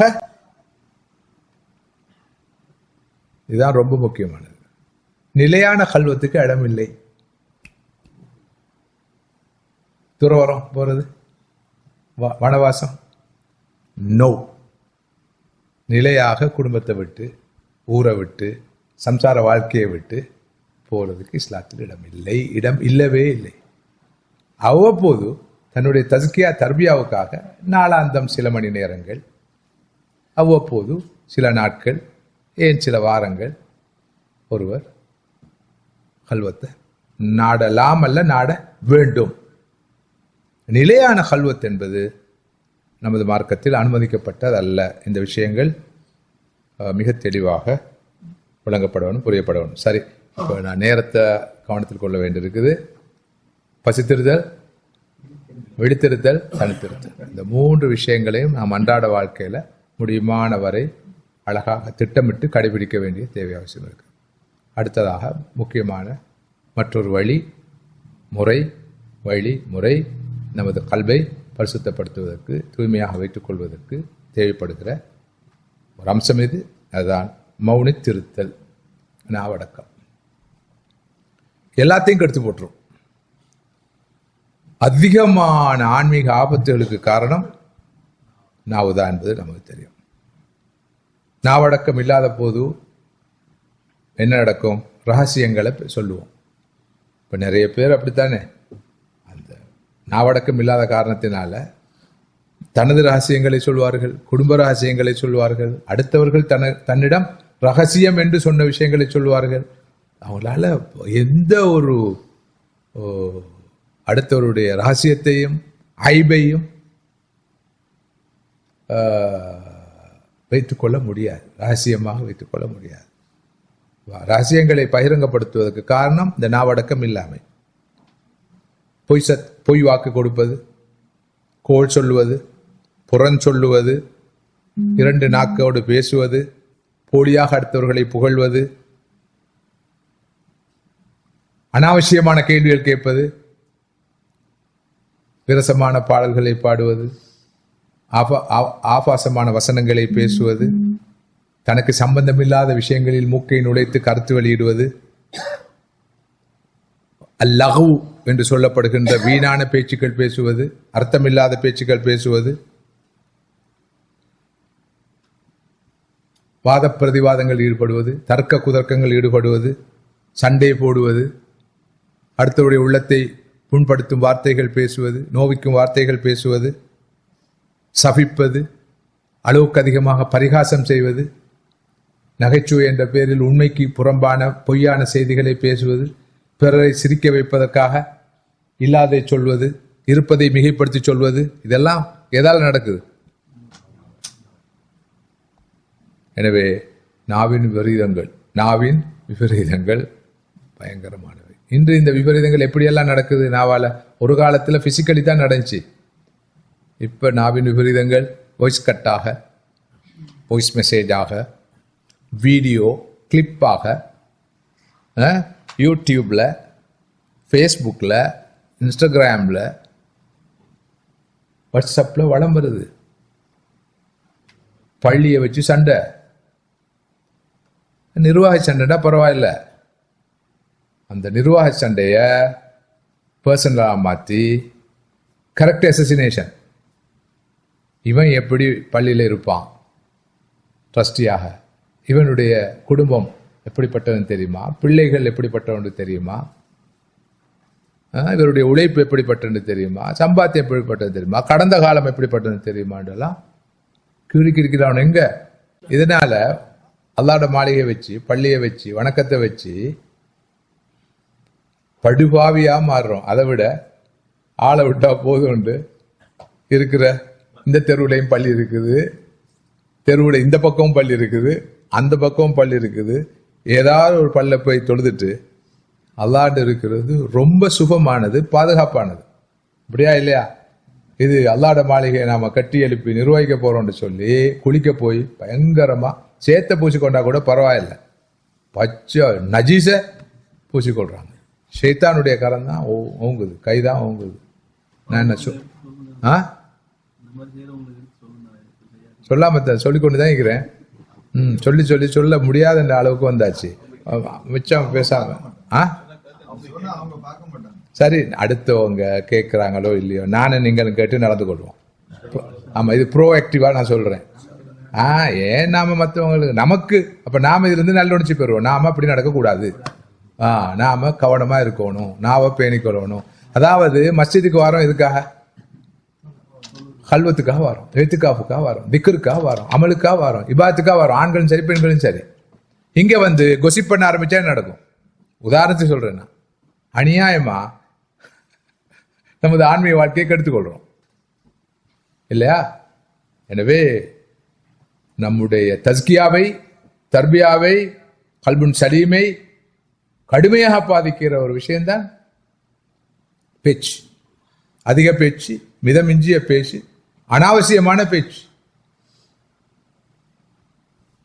எனவே நாவை பேண வேண்டும். ஊர்வாயை உன்னால் கட்ட முடியாது, உன் வாயை கட்டு. ஊர்வாயை கட்டலாமா? என்னென்னமோ பேசுவானோ, பேசிட்டு போட்டோம். அடுத்தவனை பத்தி கவலைப்படாம அவன் பாருங்க அப்படி பேசுறான் இப்படி பேசுறான்டாம நாம இப்படி பேசக்கூடாது. அப்படி ஒரு கல்ச்சரை நாம வளர்க்க பார்க்கணும். ஒருவனுடைய உள்ளம் சீராகாத வரை அவருடைய ஈமான் சீராகாது. அவருடைய நாவு சீராகாத வரை அவருடைய கல்பு சீராகாது. அவருடைய கல்பு சீரானா தான் அவருடைய ஈமான் சீராகும். அவருடைய கல்பு சீராவதற்கு நாவு சீராகும். எனவே இதுக்கு பெரிய பூட்டு போடணும், பயங்கர பூட்டு. அல்லாஹ் ஓரளவு பாதுகாப்பாக தான் வச்சிருக்கிறான். பாருங்க, நாக்கை சுற்றி பல்லு இருக்கு, பிறகு உதடு இருக்குது, வாய் இருக்குது, எல்லாம் பாதுகாப்பாக தான் இருக்குது. ஆனால் என்ன காரணத்தாலும் நாக்குக்கு எலும்பு இல்லை, மற்ற எல்லாத்துக்கும் எலும்பு இருக்குது. ஸோ இது ரொம்ப பயங்கரமானது. எல்லா நமது ஆன்மீகத்தையும் கெடுத்து. உதாரணமாக நாம் இப்போ 2 மணி நேரம் இந்த இடத்துல இருப்போம்னு வச்சுக்கொள்வோம். 10:30, 11:30, 12:00, ஒரு 2.5 மணி நேரம் சரி இருந்து லோஹரையும் தொழுதுட்டு போகிற நேரம் 2 பேர் ஒரு அரட்டை ஒன்று அடித்து, பார்த்தீங்களா பார்த்தீங்களா இவரும் வந்திருக்கிறாரு, இவருக்கு இது ஆமாம் பெரிய ஆன்மீக அமர்வு தேவை, தேவைதான் தேவைதான் என்று சொன்னோன்னு வச்சுக்கோங்க. உண்மையிலே அவர் இங்கே வராமல் வீட்டில் இருக்கிறது அவருக்கு நல்லது. அவருடைய ஈமானுக்கு சலாமத்து, கல்புக்கு சலாமத்து. அது ஆணோ பெண்ணோ இதெல்லாம் நடக்குதா இல்லை? ஷைத்தான் அப்படித்தான். ரொம்ப கவனமாக நாம் ரொம்ப கஷ்டப்பட்டு சம்பாதிச்ச நன்மை எல்லாத்தையும் வீட்டுக்கு போறதுக்கு முன்னாலே, இதுக்கு நான் சொல்றது ஓட்டை பையில் நன்மை சேர்ப்பது. நம்ம ஓட்டப்பையில நாம என்ன பொருளை போட்டாலும் தண்ணியை போட்டுக்கொண்டே இருப்போம், அது கீழால. இதே மாதிரி ஓட்டப்பையில நாம நன்மை சேர்க்கக்கூடாது. எனவே சகோதரர்களே சகோதரிகளே மிக கவனமா இருக்கணும். நம்முடைய தஸ்கியாவை கெடுக்கிற பயங்கரமான ஒரு உறுப்பாக இந்த உறுப்பு இருக்குது. இதை பற்றி நிறையவே பேசலாம். ஒரு துவா ஒன்று பள்ளிக்கு வரப்போது இந்த கல்வாக்காக நவைத்துல் அத்திகாஃப்னு சொல்லிட்டு ஒரு துவா ஆதாரம் இல்ல, அதாவது நவைத்துல் அத்திகாஃப் லில்லாஹி தஆலா ஃபீ ஹாதல் மஸ்ஜிதி, இந்த மஸ்ஜிதிலே அத்திகாஃப் இருப்பதற்காக நான் நியத்து வைக்கிறேன் என்று சொல்லி நாவால சொல்ல வேணுமோ இல்லையோ, கல்பால நினைக்கணும். சும்மா ரெஸ்ட் பண்ண போறேன் வீட்டில் பெரிய கலைச்சலாக்கி போய் பள்ளியிலே தூங்க போறேன்டா அது என்ன இதுக்காகும்? அல்லது பள்ளியில் போய் தான் அவன் பிஸ்னஸ் கணக்கு வழக்க பார்க்க போறேன்ட்டு பள்ளிக்கு வரான், நிம்மதியாக இருந்து பார்க்கலான்னு சொல்லி அது என்ன இதுக்காகும்? எனவே நீயத்து முக்கியம். அதை ஒரு நாவாள சொல்றாரு, சொல்லிட்டு போட்டோம். நீயத்துன்றது கல்வியோட சம்பந்தப்பட்டது. நாவாள சொன்னா அது ஒரு இஷ்யூ கிடையாது. ஆமா ஆமா, அது குட், அது நல்லது. அது அதனால தான் நம்ம தொழுகிற நேரம் நீயத்து சொல்றோம். நீயத்து என்பது சொல்வது அல்ல, வைப்பது உள்ளத்தால. ஆனா எதுக்காக வாயில சொல்றோம்னா அதை ஒரு எம்பசைஸ் பண்றதுக்காக சொல்றோம். அந்த வாயில தான் இந்த இமாம்கள் சொல்லியிருக்கிறாங்க, வாயாலையும் சொல்லுங்க. ஏண்டா பல போது இந்த வாயால சொல்லக்கூடாது, உள்ளத்தால் நினைக்கிறது. ஒன்னு நினைக்காம சும்மா தக்பீரை கட்டுறான். அதாவது அதுக்கு பிறகுதான் என் லோருக்கு தக்பீர் கட்டணுமா, அசருக்கு சரி சரி கட்டிட்டோம் அப்படி விளங்குதான் அவங்களுக்கு. இதெல்லாம் நடக்கத்தான் செய்யுது. ஆனா அந்த காலத்தில் இப்படி வந்து நின்று நவைத்து அன் உஸல்லிய ஸலாத்த ظுஹரி 4 ரக்அத்தின் லில்லாஹி தஆலா முஸ்தக்பிலல் கஅபத்தி ஷரீஃபத்தி லில்லாஹி தஆலா, அதையும் அந்த நீயத்தை அல்லாஹு அக்பர்ல அலிஃபுக்கும் ராவுக்கும் இடையில எடுக்கணும். இப்படி இப்படின்ட்டு இருப்பானோ கண்ணிங்களா நீங்க? அது ஒரு எக்ஸ்ட்ரீமா. இதை பார்த்து சிரிச்சு கொச்சப்படுத்தி அசிங்கப்படுத்தி என்ன பைத்தியம் இது என்றெல்லாம் சொல்லி இவன் எப்படி வாரான், பேசி பேசி வாரான். வந்து காமிச்சோட்டான்டா அல்லாஹ் அக்பர். எதுக்கு தக்பீர் கட்டினா, எதை நோக்கி கட்டினா, யாருக்காக கட்டினா? எனவே நாம் ஒரு நிலைப்பாட்டுக்கு வர வேண்டிய தேவை இருக்கு. உண்மையிலே நாவை பேணுவது என்பது இன்றியமையாத விஷயம். மன் யத்மன்லி மா பைன லிஹ்யைஹி வமா பைன ஃபഖதைஹி அத்மன் லஹுல் ஜன்னah ஸல்லல்லாஹு அலைஹி வஸல்லம் சொன்னார்கள், யார் தனது தாடைகளுக்கு இடையில் உள்ள அந்த உறுப்பையும் தன்னுடைய 2 கால்களுக்கு இடையில் உள்ள உறுப்பையும் பாதுகாத்துக் கொள்வதாக எனக்கு வாக்களிக்கிறாரோ அவருக்கு நான் சுவர்க்கத்தை உத்தரவாதப்படுத்துகிறேன். அதாவது நாவையும் தன்னுடைய கற்பையும் பேணி பாதுகாத்துக் கொள்வதாக யார் எனக்கு வாக்களிக்கிறாரோ அவருக்கு சுவர்க்கம் கிடைக்கும். இப்போ நிறைய பேர் தன்னுடைய ஆன்மீக வாழ்க்கையில் சறுக்குவதற்கு, விலகிச் செல்வதற்கு மிக முக்கியமான காரணியாக நாவு இருக்கிறது என்பதை நாம் புரிந்து கொள்ள வேணும். உண்மையில் நாவை பேணுவதனால், நாவடக்கத்தினால் ஒருவர் அல்லாஹ்வுடைய அருளை பெற்றுக்கொள்ளும் பேற்றை பெறுவார். ஸல்லல்லாஹு அலைஹி வஸல்லம் அவர்கள் சொன்னார்கள், ஒரு வார்த்தையை பேசுவார், ஒரே ஒரு வார்த்தை பேசுவார், அல்லாஹ் திருப்தி அடையக்கூடிய வார்த்தை, சாதாரண வார்த்தை. ஆனால் அதனுடைய இம்பேக்ட் நாளை மறுமையில் இருக்கும். அதனுடைய விளைவை பெருபேற்றை நாளை மறுமையில் இருக்கும். ஒரே ஒரு வார்த்தை தான் பேசினார். அதே போல ஒருவர் அல்லாஹ்வை அதிருப்திப்படுத்தக்கூடிய, அவனது கோபத்தை ஏற்படுத்தக்கூடிய ஒரே ஒரு வார்த்தை பேசுவார், சாதாரணமாக நினைத்து பேசுவார். ஆனால் அது நாளை மறுமையில் அவருக்கு எவ்வளவு பெரிய ஆபத்தை விளைவிக்கும் என்பதை நாளை மறுமையில் கண்டுகொள்வார். ஒரு வார்த்தை போதும் ஒரு மனிதன் சொர்க்கம் போறதுக்கு, ஒரு வார்த்தை போதும் அவன் நரகம் போறதுக்கு. என்னதான் சொல்லலாம் சொன்னார்கள், அதிகமான மக்கள் நரகம் செல்வதற்கு காரணமே இந்த நாவியுடைய அறுவடைகள் தான். எனவே நமது கல்வை மாசுபடுத்துகின்ற, நமது ஆன்மீக வாழ்க்கையை பாழ்படுத்துகின்ற மிக முக்கியமான உறுப்பாக இருப்பது நாவு. பசித்திருப்பது போல, விழித்திருப்பது போல, தனித்திருப்பது போல நாவை பேணி மௌனம் காக்க கடமைப்பட்டிருக்கிறோம். எனவே உண்மையான முஸ்லிம் யார்?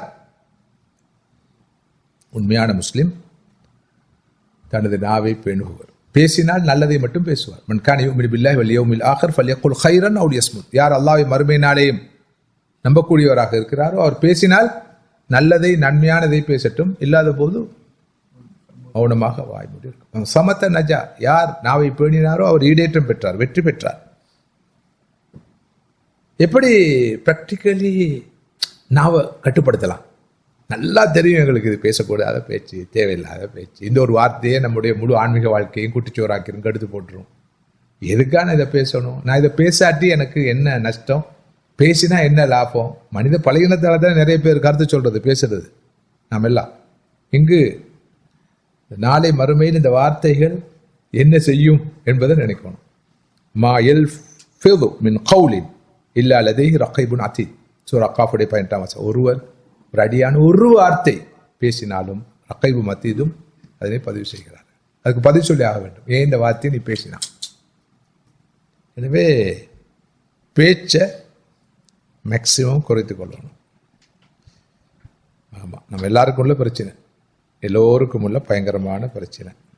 நரக நெருப்பிலிருந்து விடுதலை பெறுவதற்கான வழியாகவும் நாவை பேணுவது இருக்குது. ஒரு சந்தர்ப்பத்திலே ஒரு சஹாபி ஸல்லல்லாஹு அலைஹி வஸல்லம் கேட்கிறார், யா ரசூலல்லாஹ் மன் நஜாத், ஈடேற்றம் பெறுவதற்கு என்ன வழி, வெற்றி பெறுவதற்கு என்ன வழி? அம்சிக் அலைக லிசானக். ஸல்லல்லாஹு அலைஹி வஸல்லம் நாவை பிடித்து சொன்னார்கள், இதை பாதுகாத்துக்கொள், நாவை பாதுகாத்துக்கொள். வல் யஸஅக பைத்துக், உனது வீடே உனக்கு போதும், கல்வத்துக்கு அங்கிங்க போக தேவையில்லை, உனது வீடே உனக்கு போதுமானது. வபுக்கி அலா ஹத்தியாத்துக், உனது பாவங்களை நினைத்து கண்ணீர் வடி. இவ்வளவுதான். உன்னுடைய வீட்டில் நாவை பேணி நாவடக்கத்தோட உனது பாவங்களை நினைத்து கண்ணீர் வடித்து வாழ்வாயிருந்தால் அதுவே உனது மீட்சிக்கு, விடுதலைக்கு, ஈடேற்றத்துக்கு போதுமானதாக இருக்கும். நாளை மறுமையில் அதிகமாக வீண் பேச்சுகள் பேசியவர்கள் தான் கியாமத்தில் நீண்ட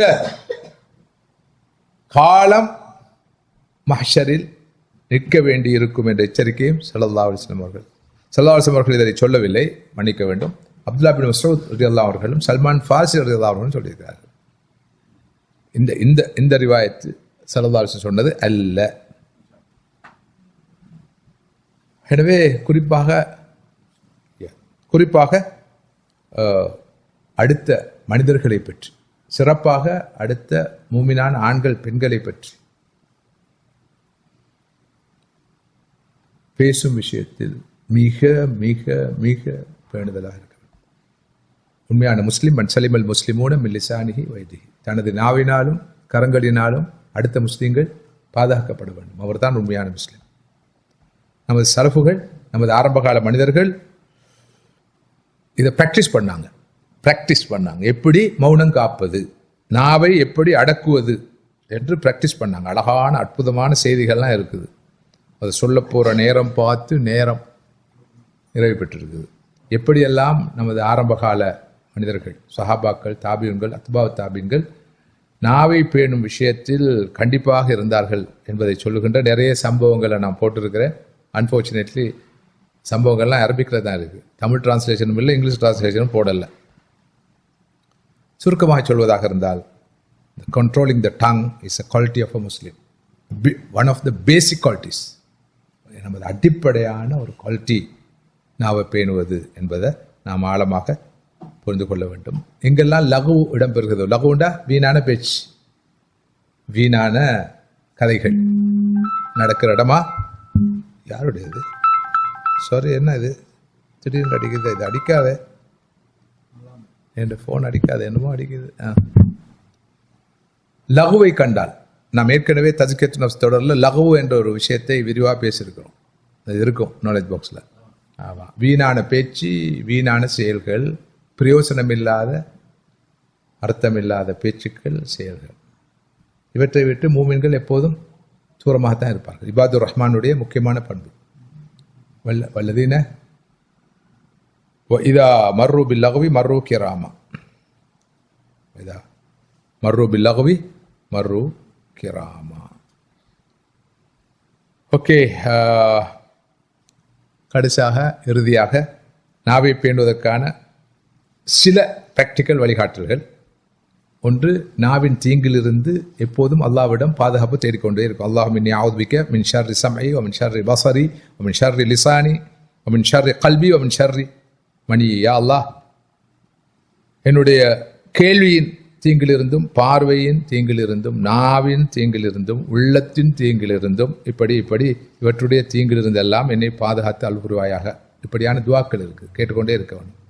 அடுத்தது, திட்டமிட்டு மௌனமாக இருக்க வேண்டும். திட்டமிட்டு நான் மௌனமாக இருக்க போகிறேன், அதை ஒரு இபாதத்தாக நினைத்து மௌனம் காக்க வேண்டும். அடுத்ததாக, நாவின் விபரீதங்களை ஏற்படுத்தக்கூடிய செயல்கள் இருக்கின்றன. உதாரணமாக கோபம், பொறாமை, பெருமை, ஆணவம், அகங்காரம், மதிமயக்கம், இவைதான் இந்த நாவை பேச வைக்கும். நாவை பேச வைக்கக்கூடியவை. கோபம் நாவை பேச வைக்கும், கெட்ட வார்த்தைகள் பேச வைக்கும், பொறாமை பேச வைக்கும், ஆணவம் அகங்காரம் பேச வைக்கும், ஈகோ பேச வைக்கும், மதிமயக்கம் பேச வைக்கும். இத்தகைய நாவை பேச வைக்கும் மோசமாக பேச வைக்கும் அந்த காரணிகளிலிருந்து முடியுமானவரை தூரமாக இருக்க வேண்டும். அடுத்ததாக நோன்பு. அதிகமாக நோன்பு பிடிப்பது உண்மையில் நாவை பேணுவதற்கான வழி. என்ற நோன்பு வெறும் வாயும் வயிறும் நோன்பு நோட்பதல்ல, உடம்பில் உள்ள எல்லா உறுப்புகளும் நோன்பு நோக்க வேண்டும். குறிப்பாக நாவு நோன்பு நோக்க வேண்டும். எனவே நோன்பு இன்ஷா அல்லாஹ் அதுக்கு அந்த மிக அளவிலே துணை புரியும். அது எவ்வாறு துணை புரியும் என்பதை விளக்கலாம்.